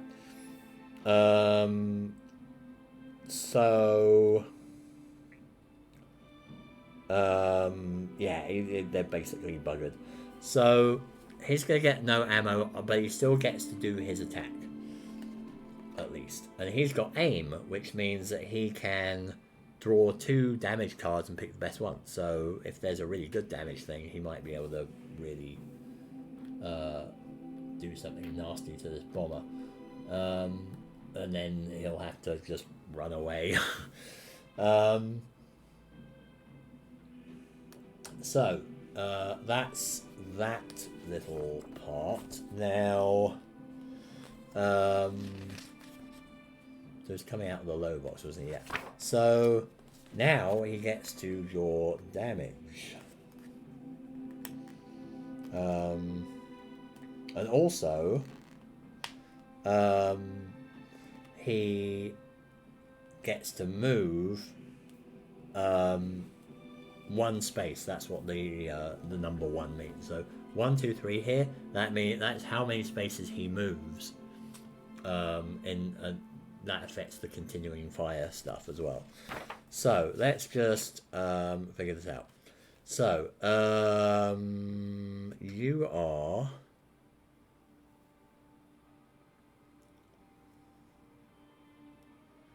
What are you doing? You're not climbing. You're climbing and rolling, and you're rolling in this direction, right? So if you were climbing, or if you're just going straight ahead, you'd be coming over here. If you're going this way, you're doing this square, and if you're going this way, you're coming towards the nose down this line. So he's going to move here into that spot, and that spot is a 2 -1. It's a 1 again for future reference. So now he gets to do damage, but when he gets to do damage, he has the aim. If damage results, draw and apply 2 damage markers. Oh, so he doesn't actually choose, he actually does 2 damage. So he could actually shoot down this bomber if he gets lucky here, which would be interesting. So we're going to pick that one, and we're going to pick...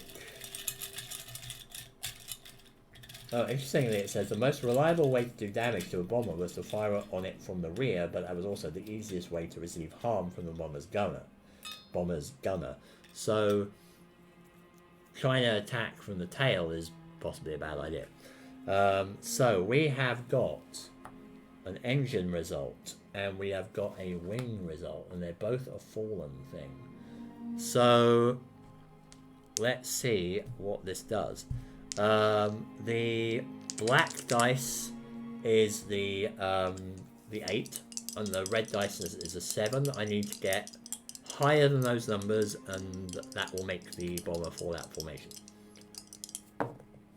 2 and a 3, so that is not going to fall out, but that still does damage. We have a 4. Ooh. This is... Oh, so unlucky. Oh, wow. That's ridiculous. So I was hoping that would be a 2 at least, because that means that the bomber would be destroyed. But, or at least, hoping, not hoping. But the, he only got an 8. So the bomber scrapes through by the skin of its teeth.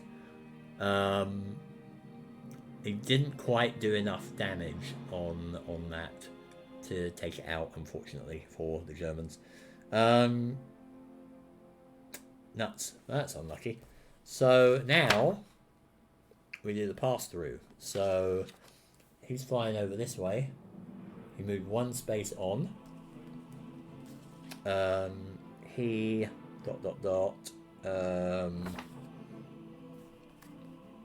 does the continuing fire step now. So again, it's basically like a second attack, but it's not quite as bad necessarily. And you could actually still do a damage on the bomber here, but we're also going to get like an event happening. So let's see what this is.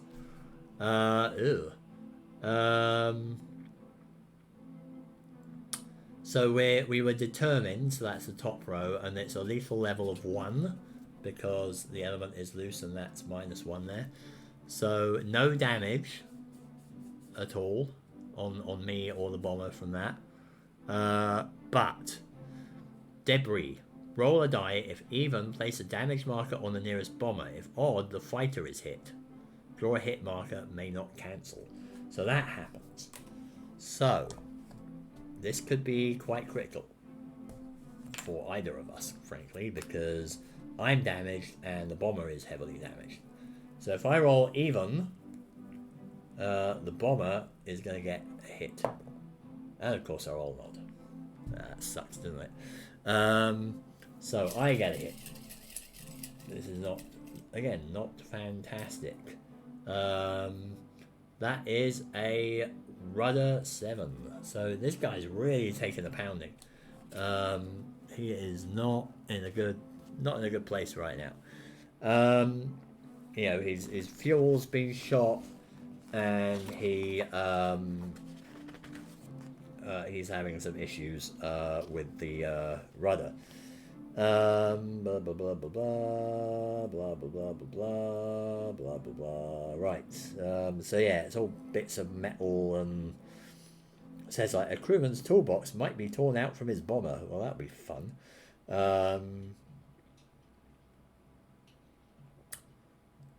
Interesting phrasing here.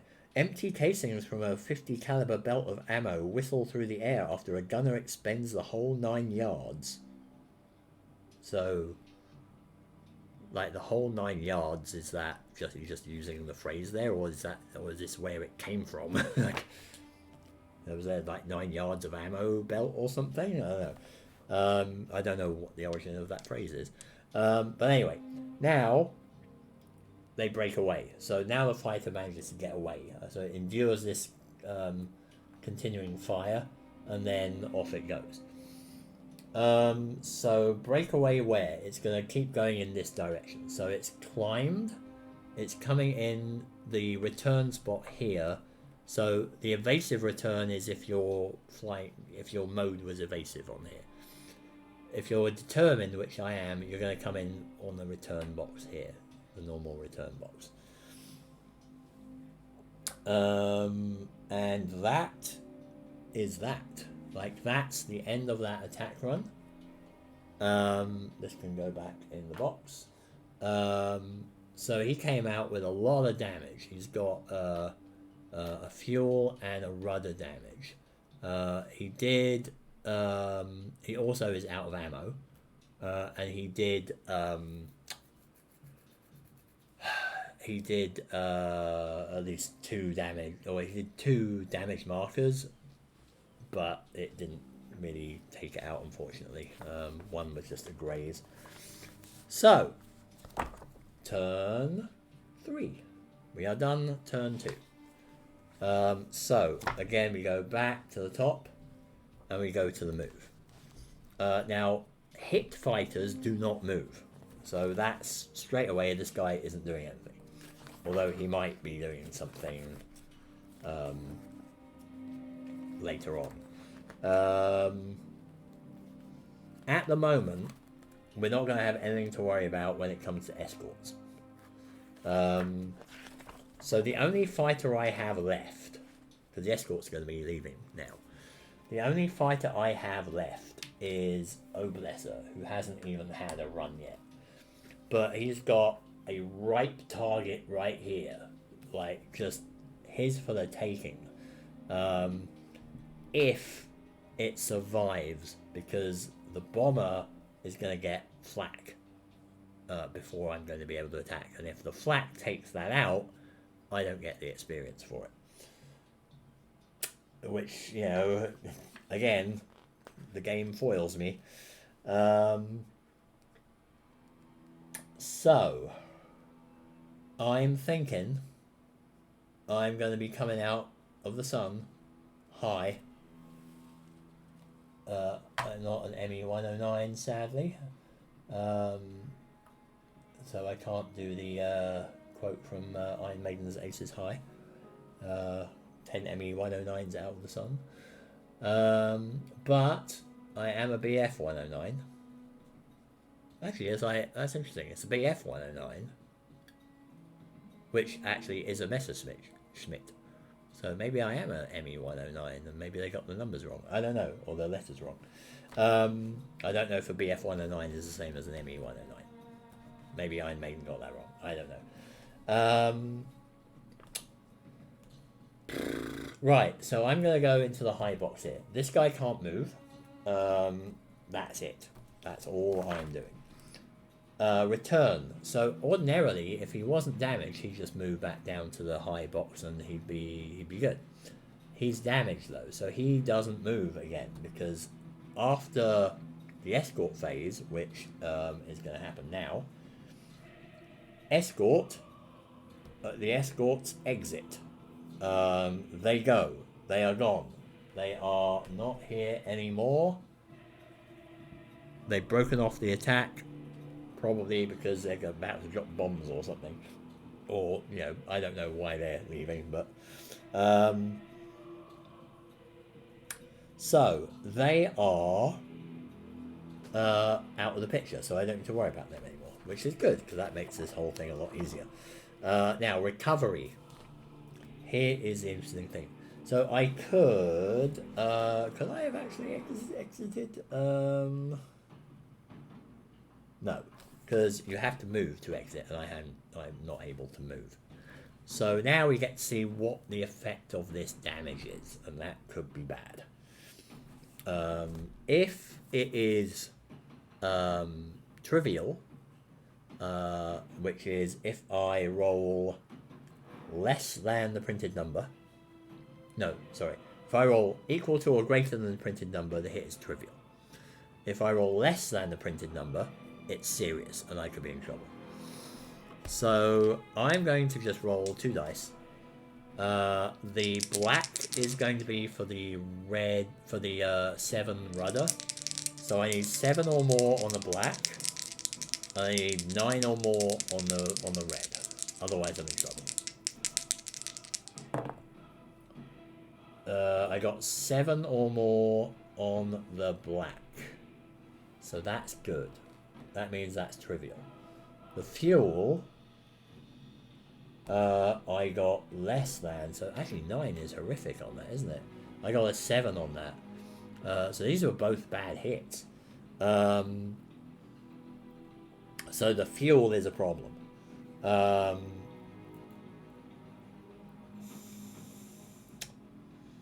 So the hit is serious. Put the fighter in the fate box corresponding to the hit type.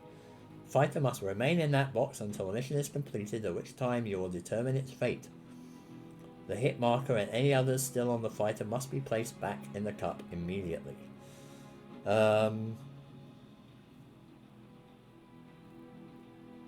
So I wonder what happens if you have 2 damage.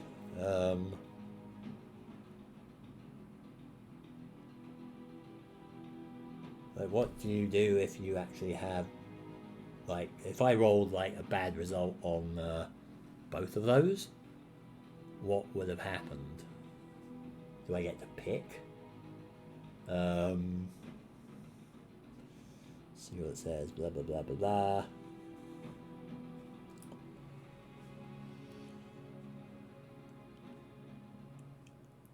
Yeah, so that includes exiting and pursuing. Okay. You can still attack, blah, blah, blah. Right, okay. Yeah, I don't know what would happen if I actually rolled badly on both of those. I guess I'm rolling them in sequence, right? So I guess it'd be the first one I roll, and it's like, oh, that was bad, so off I go. So we're gone. He is actually out of action. Mac goes to the fuel box, which is over here. So he stays over here, and then you can see on here that there's a whole bunch of things here. BF 109 is what we're looking at here. So on a 9 or 10, oh, this is not a good one. On a 9 or a 10, we're basically going to roll the dice and see what happens. He's going to land and he's going to be fine. On basically a 4 to 7 or an 8, he's going to either crash or just burst into flames as well. So that's going to be not great. He has a 1 in 3, pretty much a 1 in 3 chance of dying there. If he rolls a 1 to 3, then the plane explodes. So he's going to pretty much die, really. There's like a 1 in 5 chance that he'll survive in some form. But so, yeah, fuel is not good. Fuel is not good. Okay, well, this is turning into a fantastic mission so far. It's just about as good as the other one. So my lone remaining fighter. These are all gone now. My lone remaining fighter. Oh bless her, veteran of Mission 1. Is the only one left, and he's probably going to get hit by Flak now because that's what the next phase is. So this is, it's going to be a short mission here, I think. Again, we are near target. Let's see what we're going to get. So again, we're rolling on this table. We're going to see which of these results happens. Let's go for the black die. And we've rolled a 9. Which is hilarious, because a 9 is a 9. Nobody gets hit by Flak, but all of the approaches are hit by Flak. Oh, awesome. The people on the ground cannot shoot for shit. They have decided that they are going to completely miss the big field of bombers, and they're just going to attack every approach around them. So a blesser is going to get hit. Fantastic. Now, you can... Oh, wait a minute. He's got luck. Luck lets you negate a hit. So I think I can use that. I can use it to cancel a Flak hit, so I am going to spend that skill. I can only use it once per mission, but I'm going to spend it. I'm going to not get hit by the Flak. Excellent. So, not foiled. Unfortunately, well, it's kind of fortunate actually, because, or fortunate for us, because if the Flak had hit and it had hit that bomber, it would probably have taken it out and I'd lose all the experience for it. So now at least I have a shot at taking out at least one bomber. So let's go for that. So cohesion. Now we got to roll for cohesion. So we have now we've got a lot of checks here. We've got 1, 2, 3, 4, 5, 6. 6 markers on this board, on this element. This is not a happy formation. So we have to roll 5 or less, and it will degrade. If we roll 6 or more, it will upgrade. And we roll a 2. That is less than 5. So Now it's kaput. Oh, wow. Ugh. Okay, this is interesting. Oh no, if already kaput, one bomber falls out of formation. Right, okay, it's not.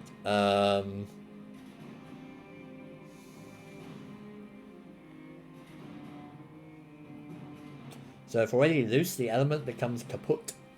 I like that. It's kaputnik. Now it's -2. So this is really broken up formation. Like, they're really struggling in all this, like, flak and gunfire going on. So this bomber is just smoke coming out everywhere. He's wobbling. He's not happy. These ones have taken a few hits. Like, this one's a bit more banged up. But this one is just, it's on its last legs. And if a blesser here can come in and go for the kill on that one, then he's taken it out. And he can get some more experience. Because I think he actually took out the one before in Mission 1, didn't he?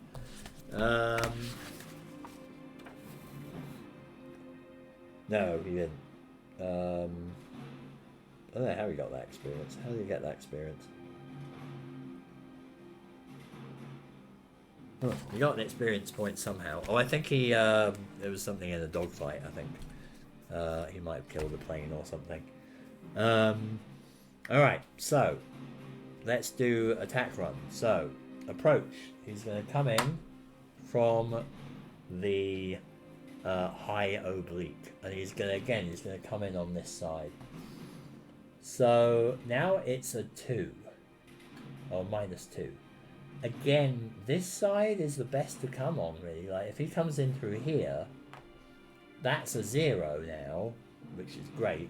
That's a 2 if he goes this way. Not so great, because now he's got a higher lethal level. He could veer over here towards the nose. That, though, is another 2. So, yeah, I mean, that would be a 0 as well. That's a safer option to go through.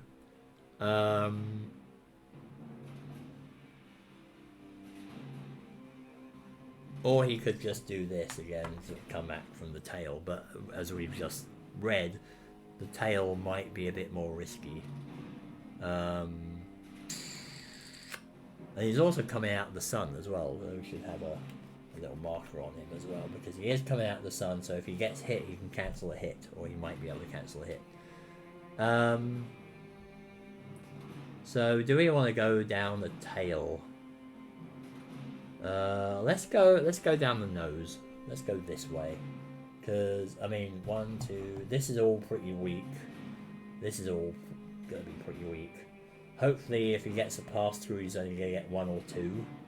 So let's go nose.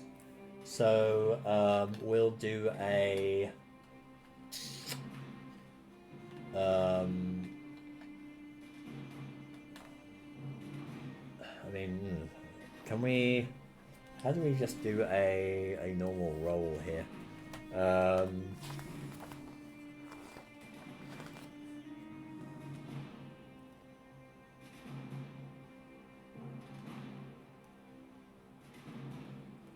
Can you climb? Hang on, did I misread that? Can you climb and roll? Oh, you can't. No, yeah, you can climb and roll. Do I have to climb? I guess I have to climb, don't I? I have to either climb or dive. So,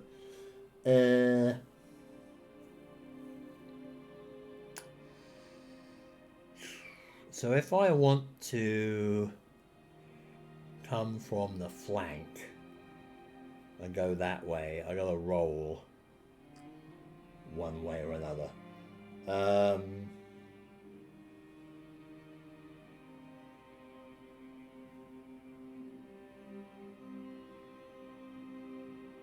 Oh, right, okay. So yeah, I could climb, I could go high. Because what I'm doing is I'm coming down from the high, right? I'm coming down from the high. In fact, I should have my little things on here, my little altitude blocks, which is why I was having trouble remembering that. So I'm coming down from the height to the level, and then I'm climbing away.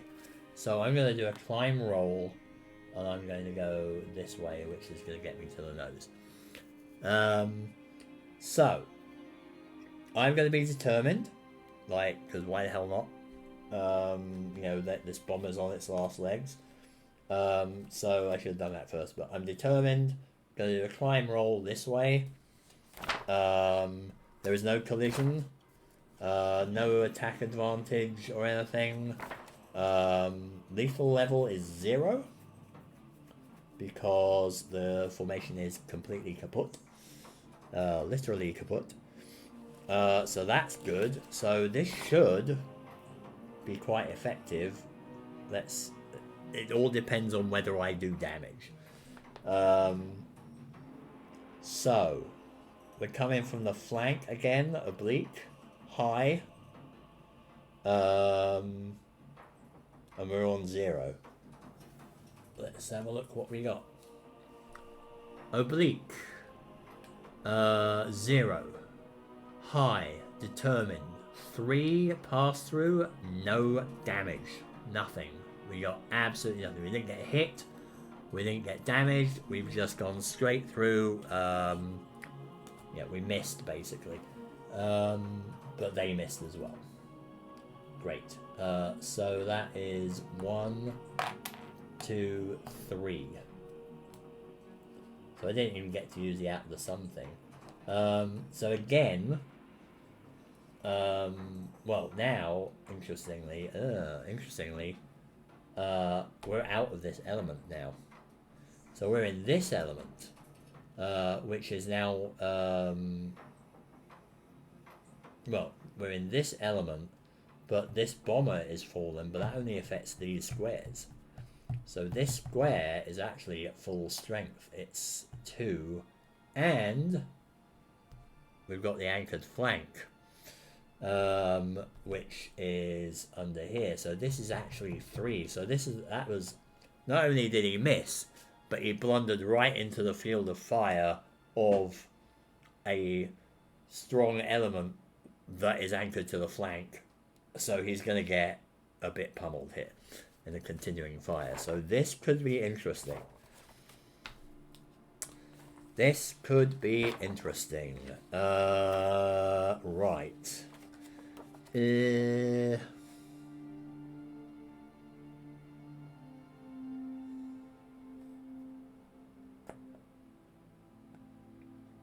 So he is still out of the sun. So that doesn't go away until the breakaway step. So he could actually use the out of the sun in the continuing fire step, which is interesting. That is interesting. Okay, so we got to do continuing fire. So he's got a lethal level of 3, and he is determined still. Let's see what we've got.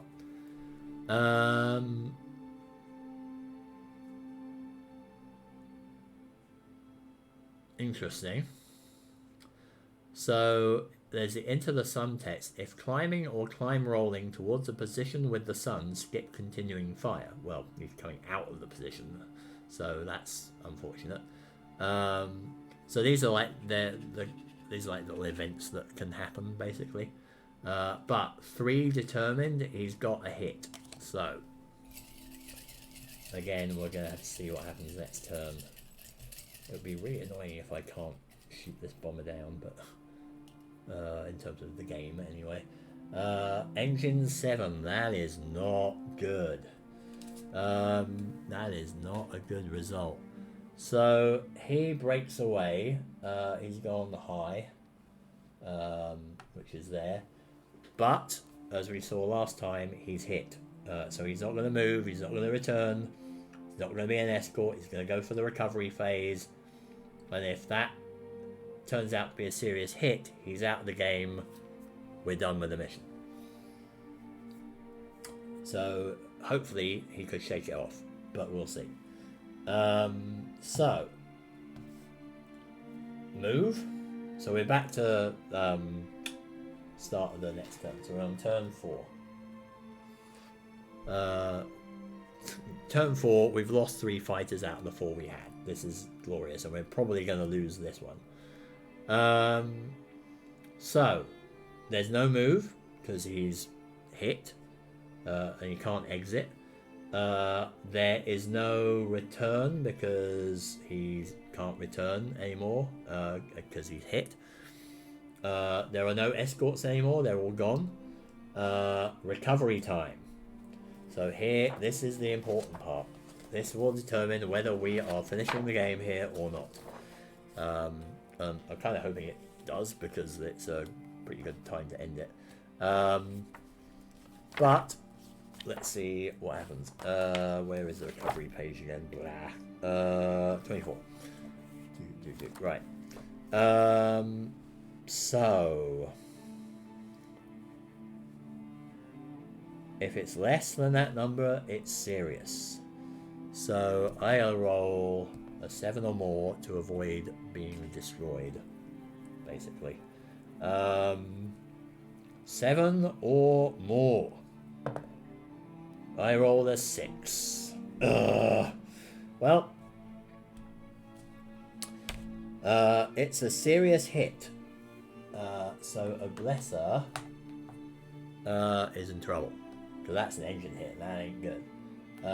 So we don't need the sun counter anymore, we don't need that anymore, but we do need engine. So he is out there.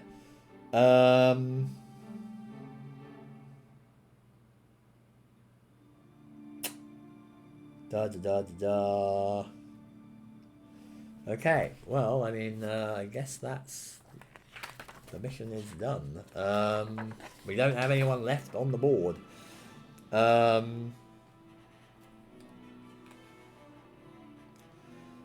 mission ends, I believe, now, because that's it.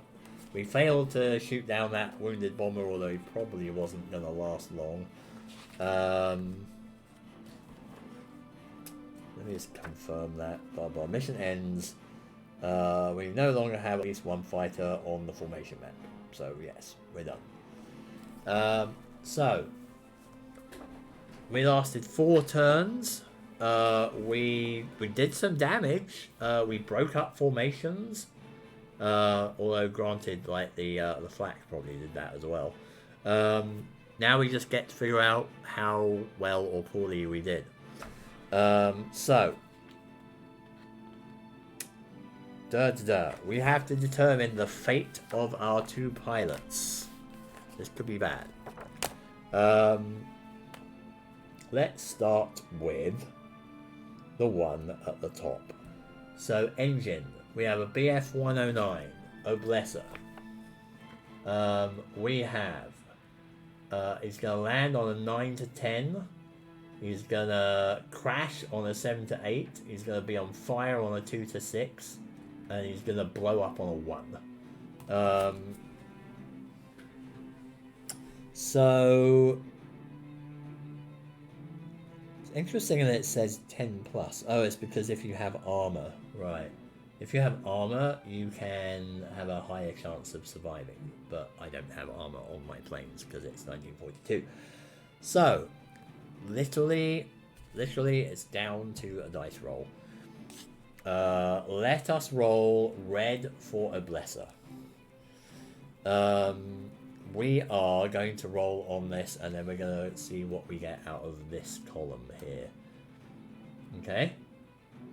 So let's hope for high numbers. 7. Crashes. That is not the best. What are the differences between firing the fire and the crash then? Because it looks like it's the same thing, same table.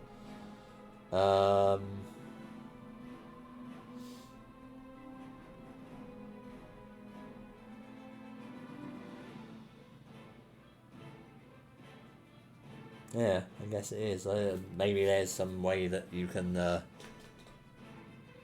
get you know, some kind of advantage or something if you're a crash run with fire or something like that, but apparently not here.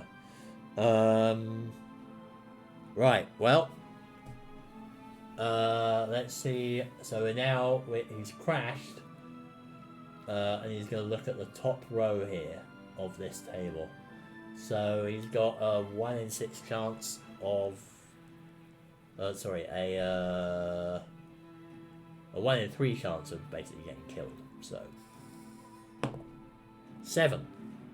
We rolled a 7. He did bail out. That's a 7 to 10. He is good.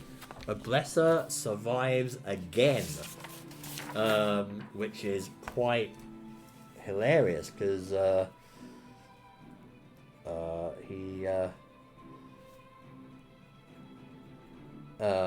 he survived the last one by bailing out of after being shot down in a dogfight, so he's quite lucky. So he crash lands, bailed. Okay. Cool. Right. So he's good. Da da da da da da da da. Oh yeah. So he got his EP, his experience points last time from bailing out there. So because he gets another experience point for bailing out and surviving. Okay. I suspect like a blesser's going to be the one I end up being attached to because he's like, you know, the survivor or something, and then he's going to get killed in mission 5 or something. But a blesser is still with us. What's their names? Putfagen and Johan are also still with us, I believe. Yeah, Putfagen bailed out in the dogfight, so he's still with us. Johan just went home because he got broken up basically in the dogfight, I think, didn't he? One of them didn't have any ammo, did they? Forgotten which one that was. Oh, it might be him. Yeah, it's Mac had no ammo. So now we're going to see what happened to Mac. So again, down here, no ammo. We don't need that anymore. Again, his odds are not fantastic. He lands on a 9 to 10, crashes on an 8, fire on a 4 to 7, and explodes on a 1 to 3. So, it's all because of his fuel. Crap! He rolled a 3. He blows up. So he has a significant chance of dying now. He could bail out. He could roll a 10 and bail out. But this is not looking promising for Mac. So, 9 or a 10. Come on. Oh, he rolled a 3. Well, alas, poor Mac. But Mac got blowed up. He didn't make it. Nope.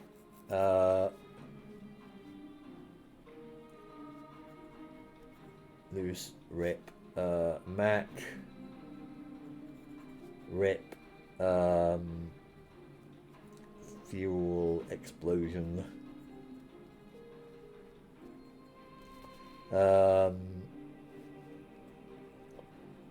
So our first death was in the first mission. That was Loose. He got shot down and didn't bail out. Mac blew up on landing and didn't make it out of that. So he perished in the Inferno. And that's it. That's the mission. So that's a good point to end it because it's not too late. So yeah, wow. Pretty horrible for the Germans at the moment. Like, that was a combination of a bit of bad luck and yeah, just the flak was everywhere. I mean, I think I got hit by some of that as well. So yeah, not fantastic. So actual points. We don't have any more tactical points left. We didn't even use any of them, so they're all gone. The no operation points deducted for losing auxiliary fighters because I didn't have any.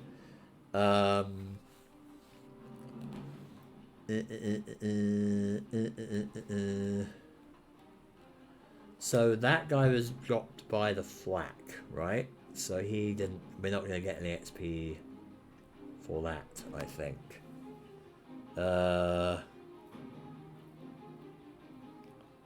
Although it says you earn 1 EP for each bomber forced out of the formation.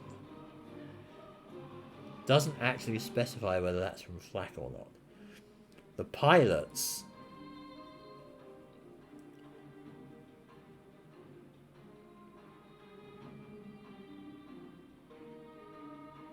Yeah, the pilots. Oh no, hang on. No EP are awarded for fallen or destroyed results from flak. Okay, well then we don't get anything from flak. So that's.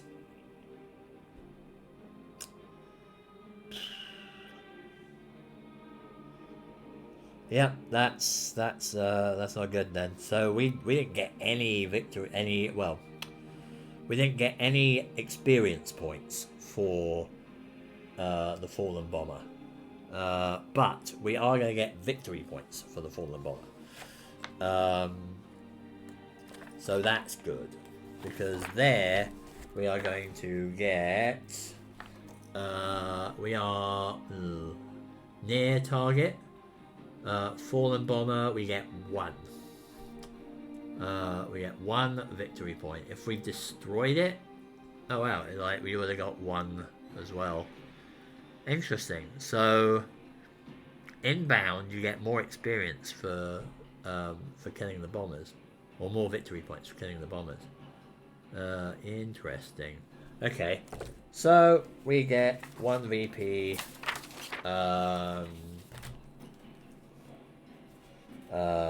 1 pilot dead. Mac. Loose.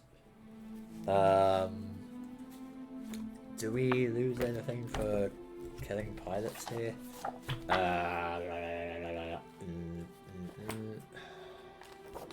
da da da da da. Yeah, we don't actually lose anything for having a dead pilot, which is interesting. Yeah, but that's it. So that's it. So we have a total of 3 victory points. We have 6 missions in this season. So I have to get 2 more victory points to not lose. So I've got to get the minimum of 5 victory points. If I don't get 5 victory points, I lose the whole mission, the whole season. Ideally, I'd like to get 15 because that means I'd win the season, but that seems quite unlikely since I haven't actually managed to destroy a bomber myself in 2 missions so far. So maybe it'll get better with experience. I don't know. But anyway, that was Skies Above the Reich. So hopefully that was understandable and coherent enough. I mean, we've got pretty much a taste of everything really in that one. Got to see how the escorts worked a bit.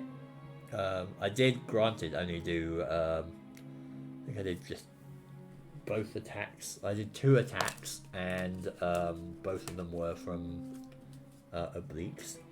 So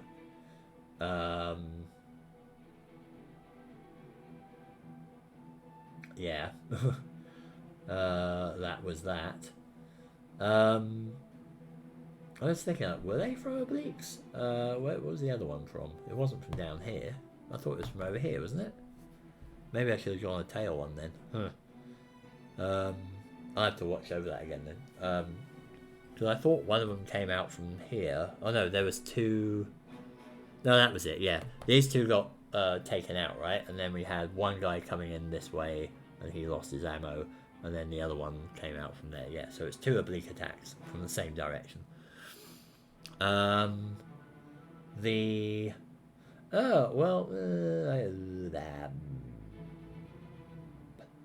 just realized something.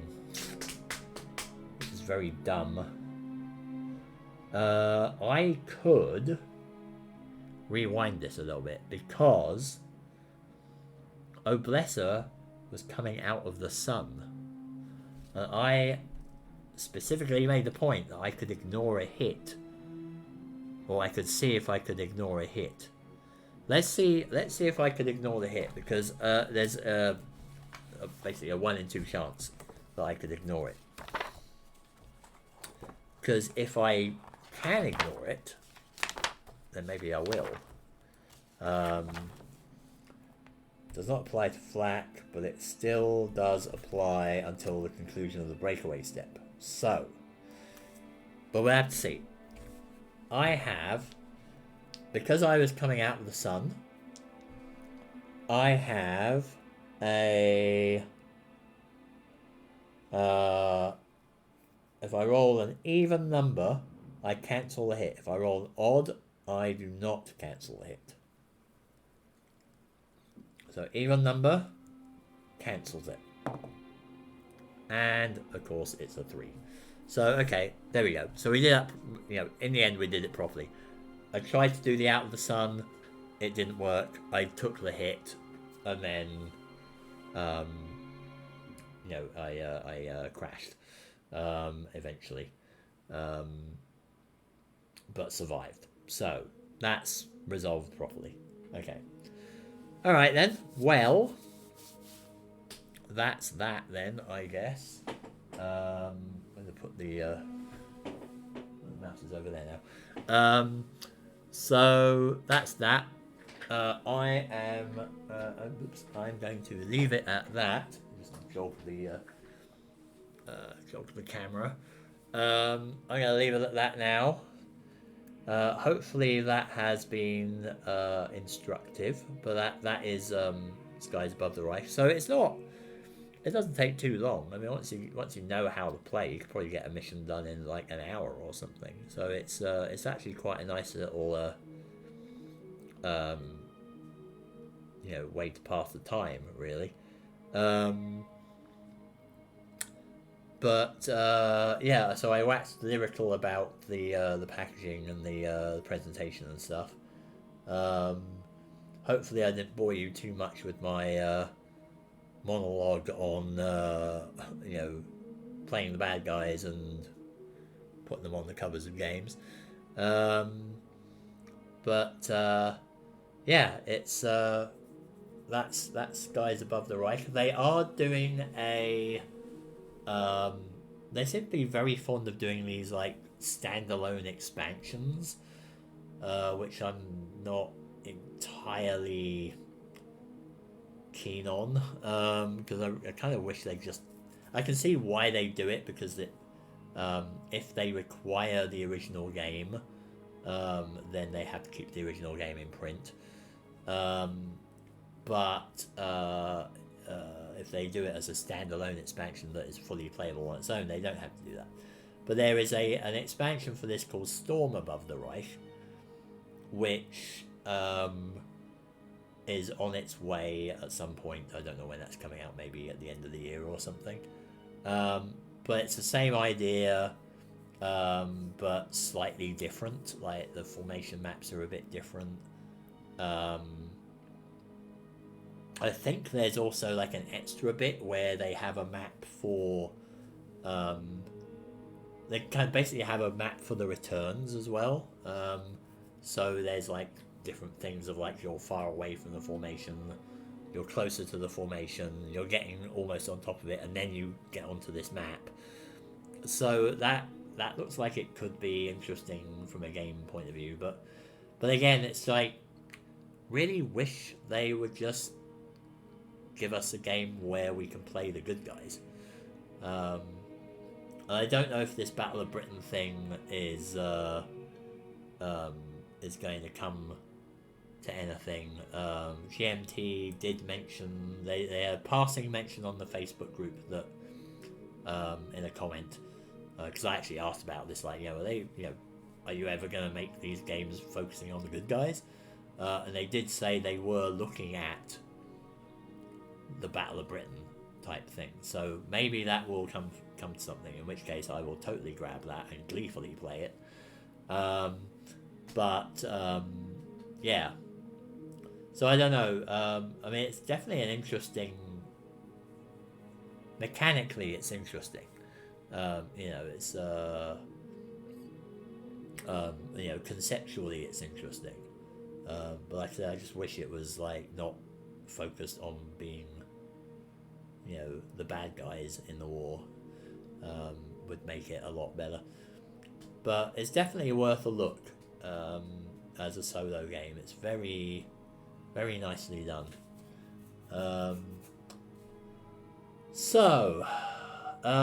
Next week, I did say that I might do a Warfighter Undead. So I haven't played Warfighter for a little bit. I might do Warfighter Undead next week. But I have the Undead expansion. I don't think it's going to be too hard to get my head around. But I've been meaning to do that for a while, and I did say on the Dan Verson Games group that I might give it a go next week. So let's assume that. If you do want to see more Skies Above the Reich, then let me know, and I can do another mission at a later date. Yeah, I'm going to leave it there. Hopefully that was informative and you enjoyed that, and it was interesting. If you got any opinions, comments, or anything, let me know at this point, probably in the YouTube comments when this goes up in a couple of days. I look forward to hearing from you, assuming that you're going to be nice about it. Yeah, we'll leave it at that then. So, with that, thank you for joining me. I will see you next time. Ta-ta!